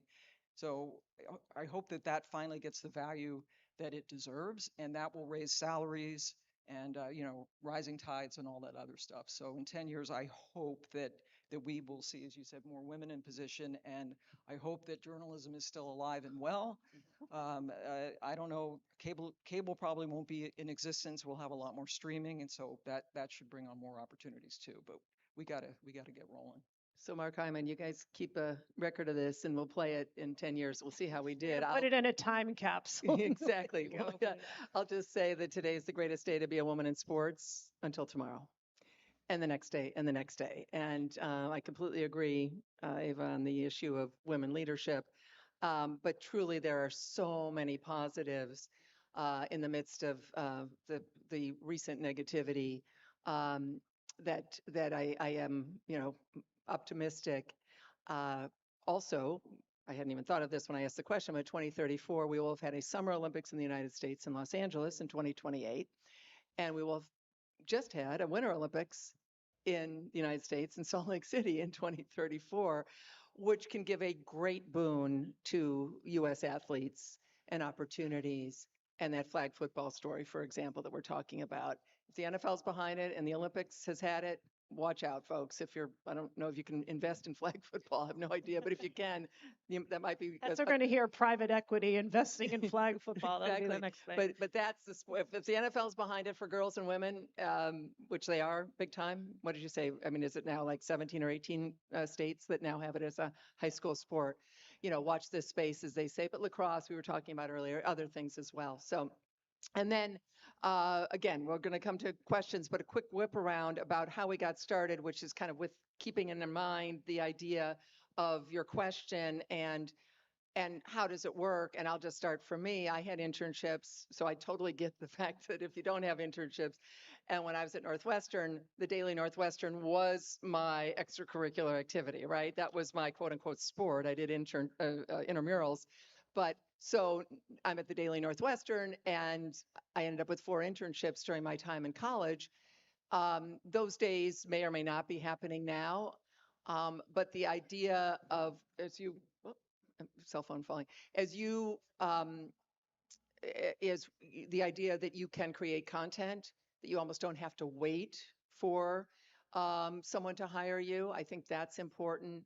And the use of the internet, when I'm typing up resumes and pulling an all-nighter between my undergrad and my master's year in Evanston, Illinois, on a cold winter night, going through typing up with an electric typewriter, resume after resume after resume, what I would have given for the internet.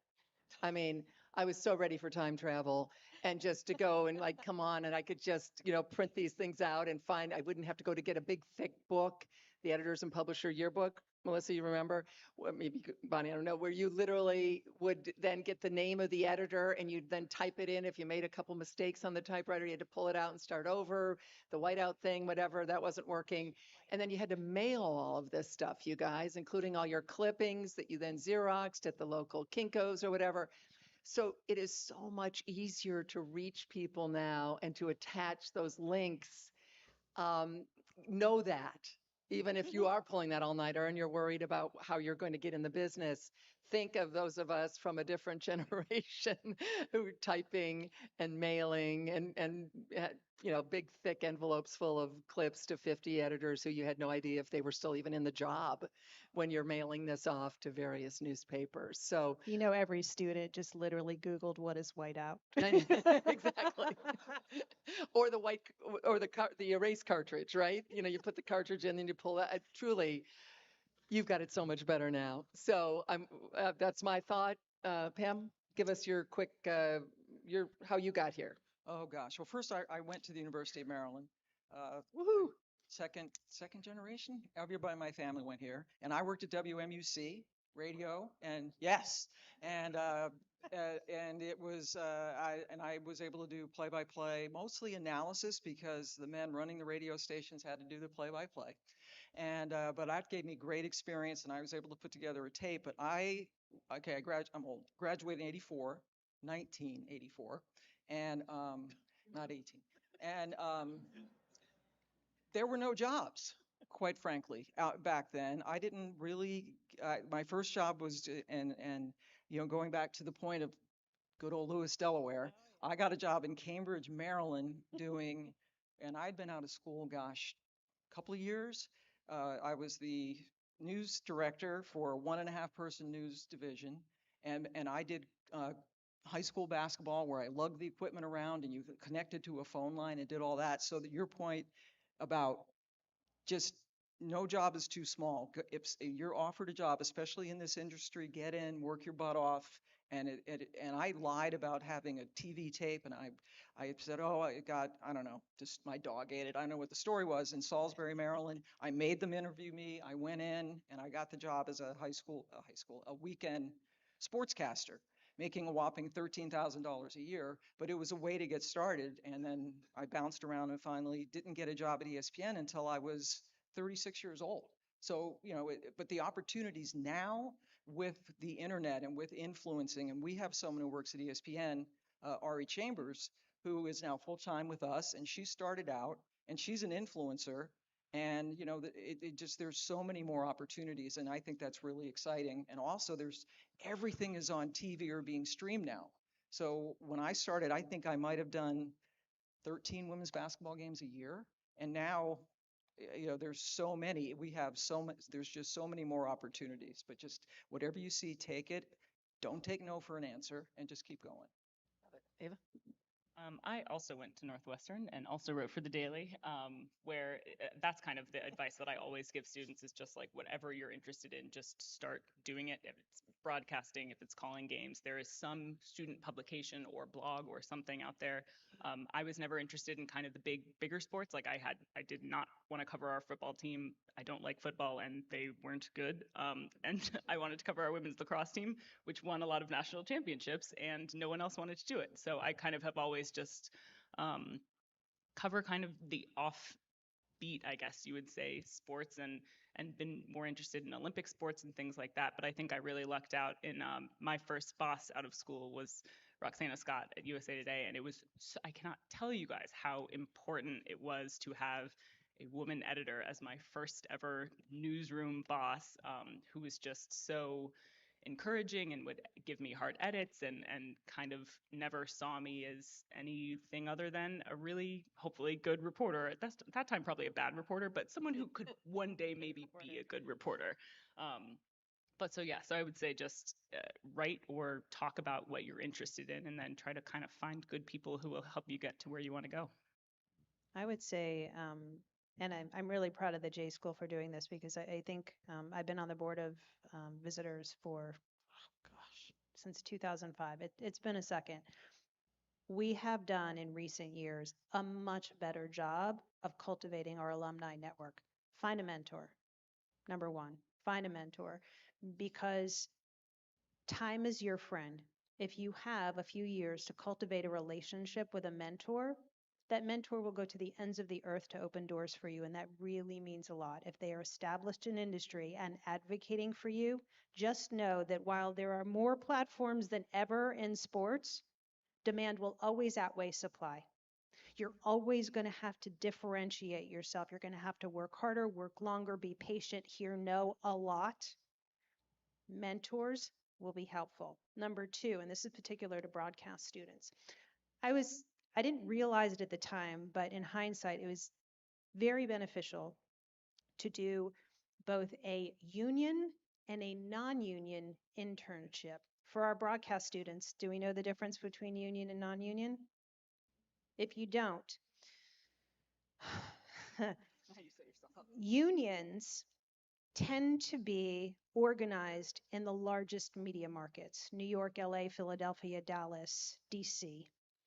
Non-union markets tend to be in smaller cities. Why that's important is because if you're in a union market, there's a very narrow scope in which you can work. If you're on air, you're part of SAG-AFTRA. If you're a director, you're a part of the Directors Guild. If you're a camera op, you're a part of that camera. And why that's important as a young person is if you're doing a union internship, you're going to learn, like if you go intern at one of the TV stations down in DC, you will have exposure to one of the best, most competitive markets in the country, but you're not going to be able to do really meaningful work. The meaning will be in the ability to observe.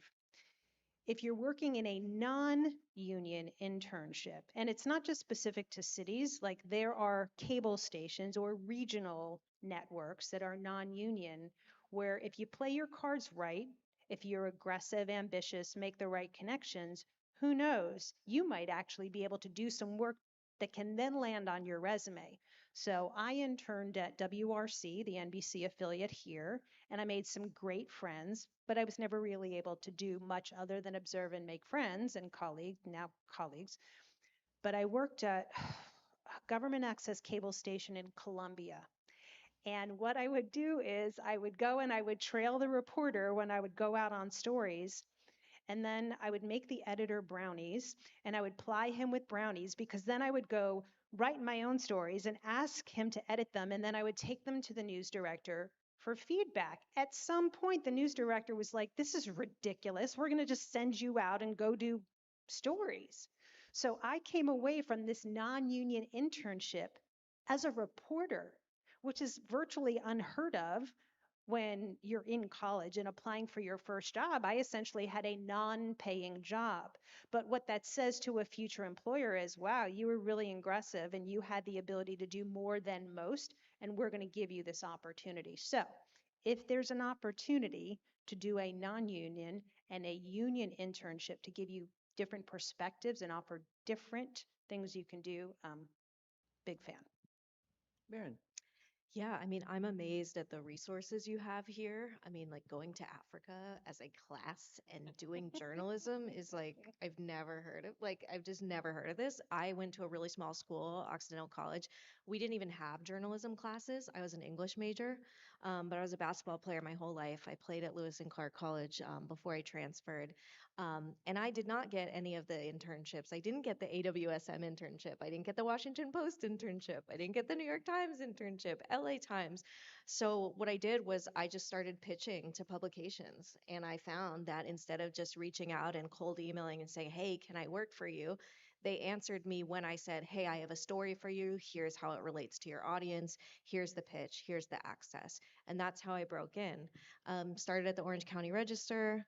I was there for 4 years. And I think the biggest advice that I have for those of you who are about to break in and perhaps do a job like that as you start, appreciate where you are. I wish that I appreciated it more. What I mean by that is I was very grateful because I was one of the few I knew who was actually employed. But I always said to myself, why can't I cover the Lakers? Why can't I cover the Dodgers? Why aren't I at Sports Illustrated? I need to be at ESPN tomorrow. Instead of relishing the fact that I would have the best access of my life covering the high school pitcher and covering Little League and learning how to be a journalist. I learned more in those 4 years there than I ever did at the places that I would end up working, Bleacher Report, Ringer, now the author of 2 books. I guess for my own practical advice, number one is read, please read, and read fiction. I surprisingly, I would say 95% of what I read in my free time is fiction. As a journalist, as a nonfiction journalist, you learn a lot about timing and pacing and story development and themes and arc. You want to show that you can write about anything. I don't cover one sport. So when the editors are like, do you want to do this softball thing? Do you want to do this ultra marathon thing, this NFL thing? The answer is always yes. I found that made me more hireable. The other piece of advice I have is on your personal website, which you should all have with all your clips, take out the word aspiring. So don't say, I'm an aspiring sports journalist. Say, I'm a sports journalist.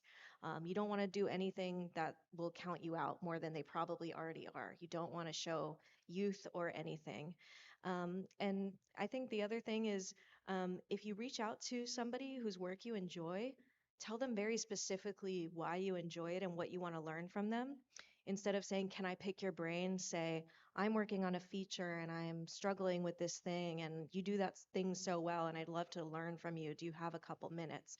And then finally, it's okay to want to be a writer. I think my whole career, it was like, you need to go into TV, you need to do this. You know, there's very few women's sports writers. And so I think if you are somebody that loves words and loves writing and wants to tell very deep stories, you're going to be told over and over again that it's a dying breed. I was told that when I graduated in 2013. Again, a bot is not writing my stuff at this point. Go after it with your full heart um, and try to be the best reporter in the room, not the best writer. There's going to be people that are way better writers than you, but it's about the details that you get, the follow-up questions that you ask to get those details that's really going to separate you. I need that as like a bumper sticker for myself. It's okay to want to be a writer. It's like really okay. Okay. If we have any takeaways, that's your takeaway here. Well, 1,000% too on the if you're reaching out to somebody, don't just say like, I want to take your job one day. Can you give me advice on how to do it? Like very specific about something about their background, something that says to us, you've done your homework, and I'm not just one of 30 people you're randomly reaching out to, hoping that somebody will respond. That's No, it's a great great point. piece of advice. We're now saving the best for last. Well, I don't know about that, Melissa but you know, Ledke. Melissa, first of all, I've been remiss. We've got all kinds of authors up here. But again, if there's no Melissa Ledke, this, I was going to say this stage might be empty. It's that big of a deal. Melissa, tell everyone about your book and then about your career. well, I'll skip the book first because I think that the amazing thing is that we've moved through 5 women, and I actually have something new to say. Okay, I'm going to align myself with almost every hint and guidance, but I am going to give you a new hint. So stay tuned. First, there's a little story. So I It's a didn't good have to. tease, Melissa. What? That's a Yeah, good yeah, good tease. tease, right? Yeah. So, Christine, I did not have to stand at a Xerox machine. I had no clips. Okay, let's start there.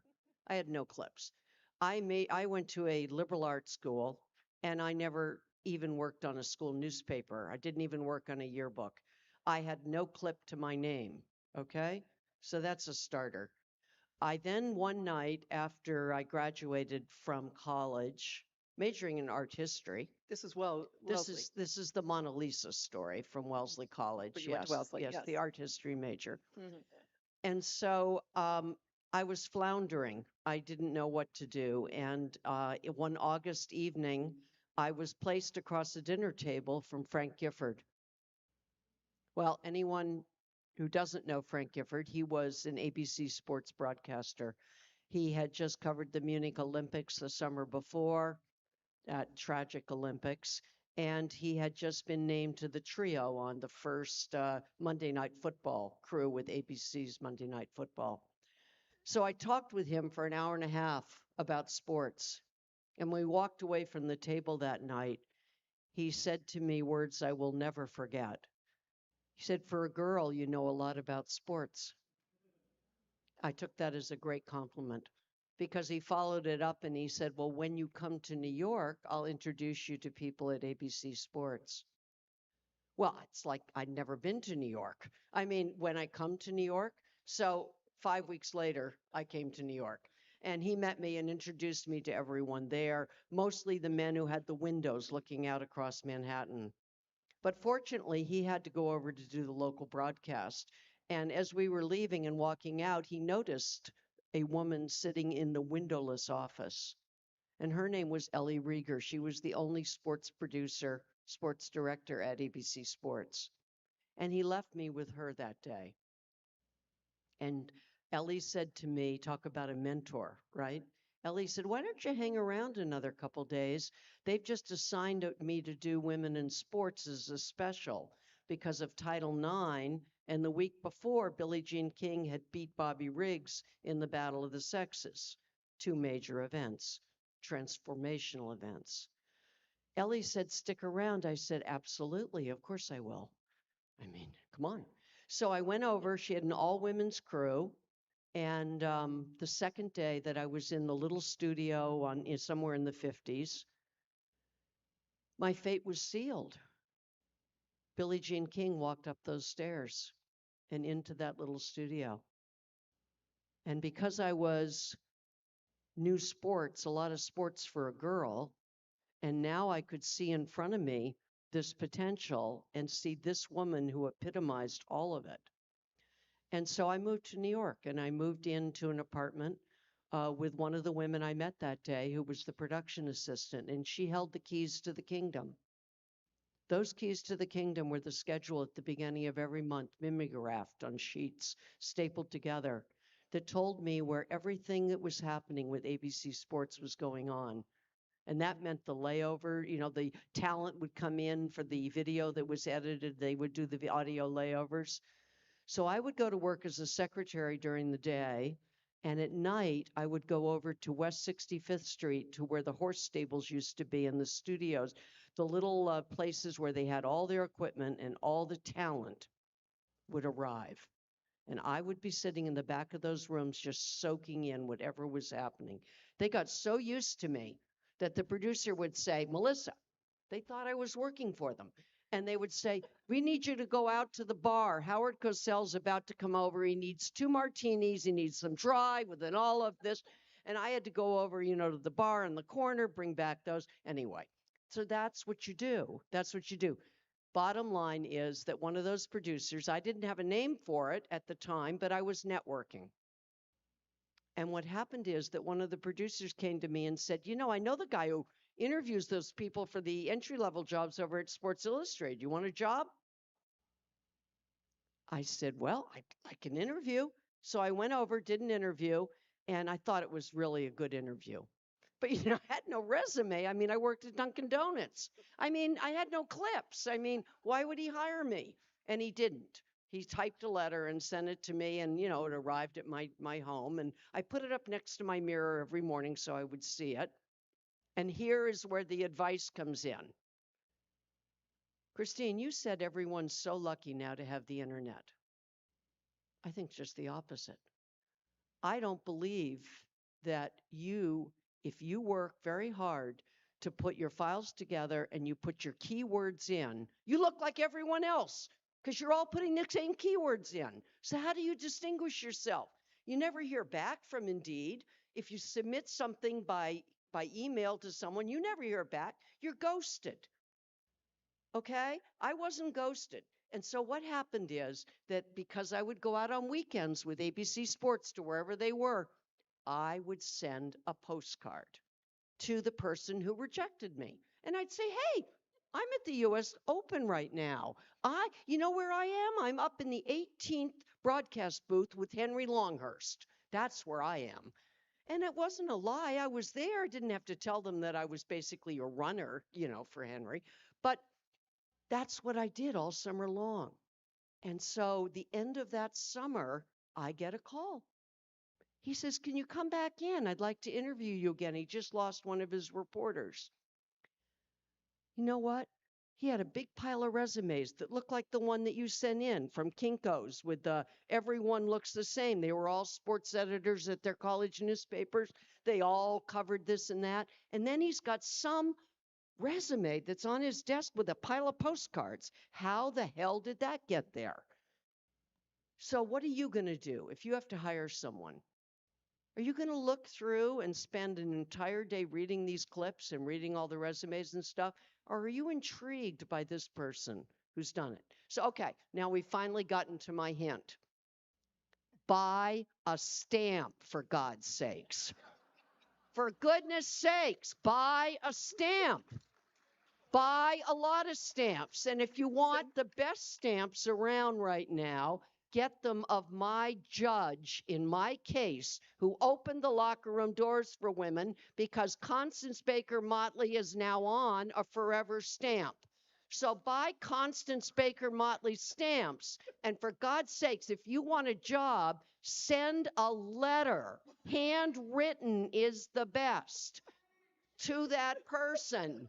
And just postcards. Stop it. A postcards, letter, now. whatever you want to send. You can send the Postcards. other by email. You can fill out the Indeed. You can tell them you're going to or Indeed or the algorithms or the keyword search to get the job you want to get. That's it. Well, although you just need to find out. You need to find out what the right address is because now everybody's remote. So you might have to find out their home address, They which requires forward mail. investigative They journalism. still forward mail through okay. the U.S. Post Office. So See, there you go. I would say we'll just drop the mic, but we're not going to just drop the mic because we do want to take it. So there's got to be a couple questions out there, folks. But in the meantime, I do want to say I absolutely agree with, of course, like pretty much everything you said, Melissa, but certainly the point about sending a letter. Young people out there, you will knock the socks off of someone if after you've emailed back and forth or whatever, if you actually send a thank you note with the stamp, you spelled the people's name out, put a date on it, and I completely agree with that, and I tell everyone that. So it's not only the internet. Yeah, well, I don't just say the thank you letter. I say the pre-letter, too. And the postcards. Okay. Okay. There we go. Yes, no, thank you so much. Yes, tell us your name, your year, and who you'd like to speak to. Thank you. Hi, all. I'm Sam Jane. I'm a junior journalism major here. Thanks again to all of you for coming out. Ava, you said something earlier, and especially as a white guy, I want to know what can white male journalists do in not only covering women's sports, but interacting with women colleagues, covering, things like that. What can we do better to make it more of a place that's interesting? I guess the first step is actually wanting to cover women's sports. It's still, there are certainly a lot of male colleagues that I have who dedicated WNBA writers and Howard and Doug and everybody, but there still just aren't that many guys covering women's sports. So I think it's cool if you just see them as I want to cover basketball. It doesn't matter which league I'm covering, or if I want to cover, if you're a preps writer, go out and cover whatever. But I think it's just approaching everything with an open mind and not necessarily it's a fine line to walk between understanding why a woman athlete might have had a different path towards wherever she is than a male athlete, but it's kind of just like having a balance between, okay, I understand that there's a different context I have to approach this story or this athlete with, and maybe there's not. Just ask the question, I would say. Just be curious, be open-minded, and ask the question. You understand how to interact with people on a daily basis. That is all, especially as someone who is just coming off of 8 years of beat writing, that is all sports journalism is interacting with people just like you do in daily life. That's with respect, with curiosity, and with an open mind. So I think it's pretty basic stuff. It's just can be shocking to see how many people absolutely abandon the basics when they go into journalism. Not super fancy. My name is Benji Kaufman. I'm also a junior journalism major. And this question goes to any of you. In the last panel, it was brought up that women's sports, specifically the WNBA, is more willing to integrate sports with political issues or social issues. So I just wanted to ask why you think that is. Because it's populated by black women. Very much so. And very much so. I mean, in the last few years, what you've seen is that, you know, there have been just some atrocious things that have happened, particularly to that have become very visible to the mass population. Not much any longer is visible to our mass population since we no longer have a mass media. But when you see the deaths of Breonna Taylor, when you see the deaths of George Floyd, when you see this and you see that this is a predominantly and has been for it since its founding, predominantly a black league. And women certainly speak out. And people point to the fact that why are women better on social media? Well, for a long time, when you don't have your sport covered, you have to bring exposure to your sport by telling your own story. You know, men didn't have to develop that skill because their sports were being told. So the women picked up social media as a way to do the coverage that wasn't being told.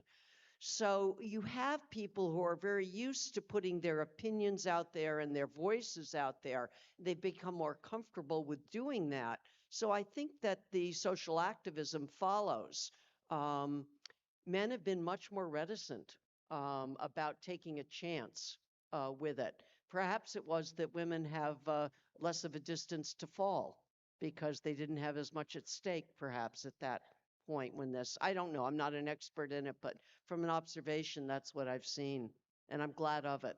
There are two things that come to mind for me. Melissa, I think I might see men advocating or having these conversations a little bit differently. I specifically remember there was a watershed moment after Trayvon Martin was shot and killed in Florida, and it was Chris Bosh, Dwayne Wade, and LeBron James.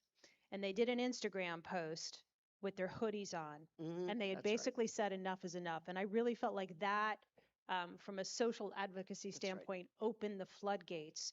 So to a certain degree, I think women feel empowered by the fact that men are now, there was a real dark period. Like there was Muhammad Ali and Bill Russell, like some of the older athletes, Jackie and Robinson. then it stopped, right? But then the floodgates opened. So to a certain degree, I think women feel like they can exercise their vocal power more because of the men. But I also think that leadership supports, and I'll give you an example. I did an interview with Sheila Johnson, who's the first Black female billionaire. She's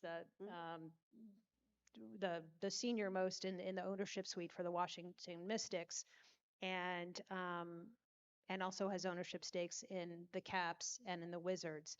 And I asked how she felt because during BLM, there were a lot of athletes in teams that she had ownership stakes who were out there being advocates and speaking up. And she said, it's my job to empower them, for my athletes to be their authentic selves. And I don't necessarily think that's always been the case, and I'm still not sure that's the case across the board in ownership. But certainly, if there's a top-down mindset that athletes are not just athletes, they are human beings, then that enables them to truly be their authentic selves and speak the way they want to without fear of repercussions. Thanks for your question. Hi, everyone. My name is Xavier Board. I'm a first year graduate student. I am on the sports journalism track. My question is, I think one of the first things as a journalist, you are told to leave your ego at the door, and you are reinforced and told that your opinion should kind of be put to the side. But and this is kind of more of a general question, not specifically to anyone, because there's different forms of media in terms of journalism, play-by-play. As you move up in the ranks, how do you continue to consume information from others while also remaining ethically sound and like remembering some of the things that you've learned in school as you gain more power and gain more freedom to do certain things? How do you remember to stick by your ethical morals and values? Yeah.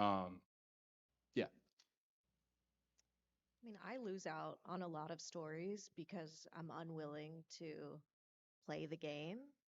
Part of playing the game is accepting gear from athletes, taking photos with athletes. Somehow, some journalists have shown them the story beforehand, all these things. And so I've just accepted, like, I would rather stay true to my principles than get those stories. And that's just the world we live in this access driven world. I think this industry, to me, it's very surprising when there are arrogant people because this industry, we could all get cut tomorrow. And so I think there's just a relentlessness that you need to have and a drive that says every day I'm trying to make it because nobody ever quote makes it. You have to keep making it again and again and again and again. And every story, your next story has to be your best story. And so I would just start approaching it like that. Instead of thinking about getting somewhere or becoming, having power, think about, are my stories accurate? Am I calling every single person I can? Am I giving it my all? I think when you focus on the wrong things, it shows in the work. And I'll just follow up on that. I'm so glad you asked the question. Um, I've been a columnist since 1997. I did a few for George, what was that, 93. So I've been giving my opinion a long time. I think my favorite thing to this day is still breaking news and reporting a story. And whether it's the Olympics, another Russian doping scandal, whatever it is, I just love that. Being the first on a story. I'm not saying I'm right or wrong, but I love learning new things and just reporting the heck out of something. That's fun for me. And so I keep grounded that way as best as I can. I hopefully am. I also, think like I think everyone up here, never ever paid for a story and never will pay for a story. What Marin's saying, I mean, I guess that's out there big time now, but for the mainstream media, which we still exist, at least some of us up here, you shouldn't. I mean, if someone's off, if there's I don't know, a, a gift bag at the Olympics, they used to give you like a little token of something. It's okay to take that. But if all of a sudden they're lavishing gifts on you, um, golf is a perfect example. They're giving drivers to everybody, and everyone's getting golf shirts, and they're getting free rounds of golf. And does anyone wonder why there were no women at Augusta National until 2012? Because none of the writers would ask. I dropped in and, did my normal thing and caused trouble in 99, and others did too. Lenny Shapiro would always ask the question, George. But in general, they were all on the take. They still are. There's like no journalism breaking out in golf press rooms. And it's outrageous. Why do we think that women are second-class citizens in golf to this day? Why do we think there are so few black golfers in the world? Because journalists have never, I mean, there are many reasons, but journalists have never pushed and discussed it because they're on the take for their next free round of golf or a free round of golf at Augusta on Monday of the Masters, which is just unbelievable. And I've said it a million times and I'll say it again. It's absolutely a joke. They'd rather play golf on Monday than break any news to Thursday, Friday, Saturday, Sunday. I'm not perfect. None of us up here is perfect, but those are the kind of things that just make my skin crawl. And by you asking that question, it sounds like you feel the same way. So I think you're going to make it. Good luck. You. Hi. Thank you all for being here today and for your obviously impressive collection of work and works. My name's Lauren Nowasaka. I am a doctoral candidate in the Department of Kinesiology, and I study physical cultural studies specifically. With my dissertation work, I seek to unpack the very complex web of unknowingly prevalent abuse in sport in its myriad forms. Specifically with regard to gymnastics as a former gymnast myself, high level competitive gymnast in Michigan nonetheless, And also given us now coming up nearly on a decade following the Indy Stars' first coverage and commencing their investigation of the matters exposed in USA Gymnastics. And so my question to all of you, whoever wants to take it bravely, given, I was thinking about the topic of our event today, the year of women's sports, 2024, right? In which we're, like I said, coming up on a decade following that first report on behalf of Indy Star, and of course, within which we've also seen the Me Too movement and women coming forward and expressing, their experiences of not being safe as women, one, but also as women athletes. And so I'm curious now in 2024, my question to you all is what is the state of women's sports with regard to safety and athlete safety and protection and therefore empowerment, and what, if any, is the correlation between athlete safety and coverage in its myriad forms? I'll grab this. This is where journalism is critical. This is where fearless journalism can change the state of sports. Without the Indy Star breaking the case open with Larry Nassar, without all of the follow-ups, sports wouldn't have been forced to acknowledge what had been swept under the rug for years and for decades.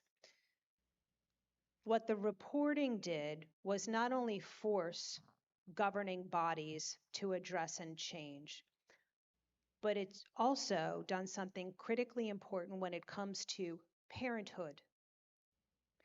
It helped our parents understand that they have to have very difficult conversations with their young people, uncomfortable conversations, but necessary conversations, to be enforcing upon their children, both boys and girls, from the very earliest stages, that they have a safe space at home.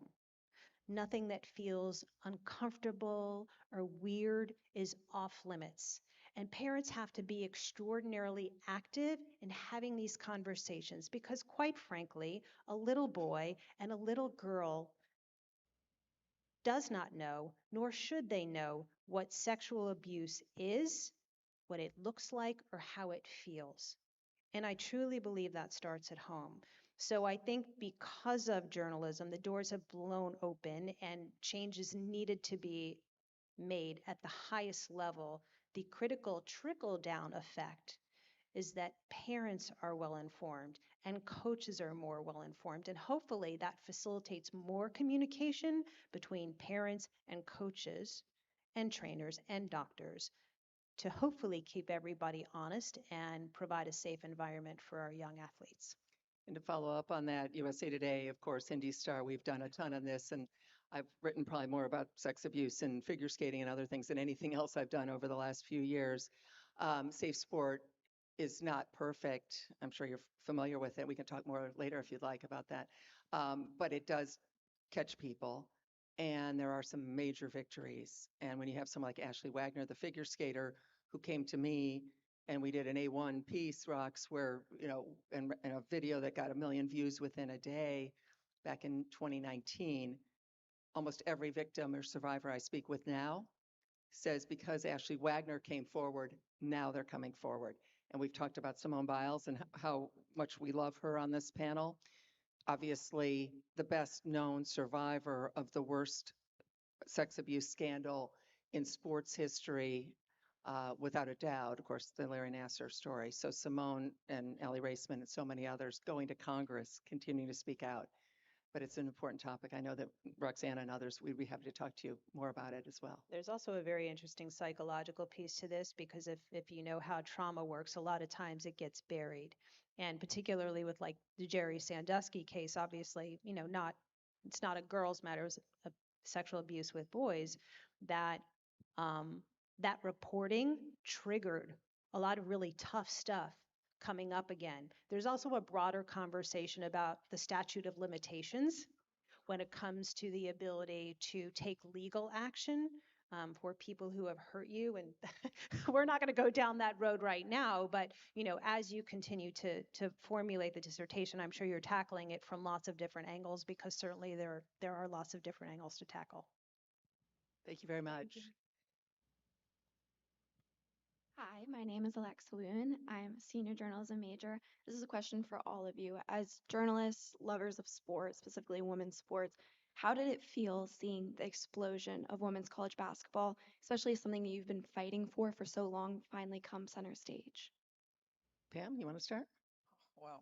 Um, as I said earlier, I never thought that I would live to see this, and especially the way that it's happened and the way that it's been embraced and all that. I'm gobsmacked by it. I'm just thrilled, over the moon. I'm actually sorry that I don't have a lot of years left to cover what I've been covering, but I honestly, it's about damn time, because we've been fighting and we've been, talking about how great women's sports are, and I think you talked about like the Breonna Taylor thing and all that social stuff. I think put a lot of eyes and a lot of executives that had been ignoring women's sports.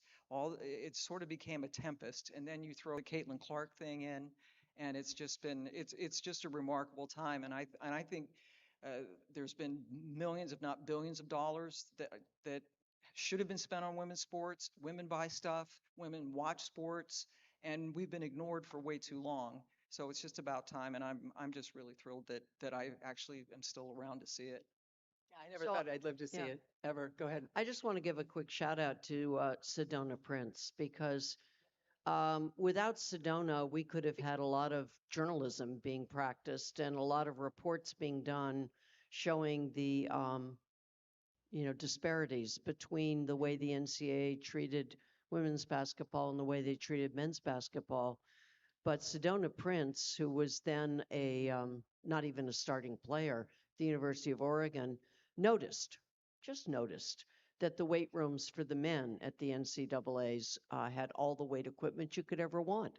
And the weight equipment for the women was a triangle with weights that went from like 5 pounds to maybe 20 pounds and then down the other side. And I don't know, it was maybe a minute-long video that went viral, was what actually led, more than any other journalistic story that had attempted to get at this, led to the NCAA having to do an independent report that was explosive. And I think we should all be aware that that report came out just as we're watching the women's game through the NCAA sort of come to the fore and get the support it did. So these two things didn't just happen completely separately. Well, wasn't that when we found out that March Madness had not been used for Yes. women's basketball? Yeah, we found out a lot through that It was report that we wouldn't have 2021 found was out. that, That's or right. you guys all know about the Oregon video. It might be the single most important Absolutely. step in this whole darn thing. I kind of have mixed feelings. Like, on one hand, I'm as excited about anybody else, but on the other hand, I'm frustrated because the upside is the growing popularity. The downside is the growing popularity. Why? Because you have so many new fans who are parachuting in and compare women's sports to men's sports. Things like people are incredulous about the physicality of women's. Guess what, people? The physicality has always been there. You just haven't been watching, and education around collective bargaining agreements. Now, are the valuations of NBA versus WNBA teams different? Yes. The NBA's had a 50-year head start. And Christine and I and Kathy Merrill were talking about this in the bathroom before we all came out here. People are like, oh, WNBA players aren't getting the same sort of rev share as men's players. If you actually go and read the nuances of the new collective bargaining agreement for the WNBA, there actually is a 50-50 rev share. However, there are financial benchmarks that the league needs to hit first, and they're not even remotely close. How do they get closer? Larger media deals, more sponsorships. So on one hand, I love that it's more popular than ever, but my hope is that if you're truly going to stick around, get educated, and then you'll have a better understanding of why women's sports is where it is right now. I think that's it. I think that's a good way to end. Thank you so much to this amazing panel. Thank you to all of you.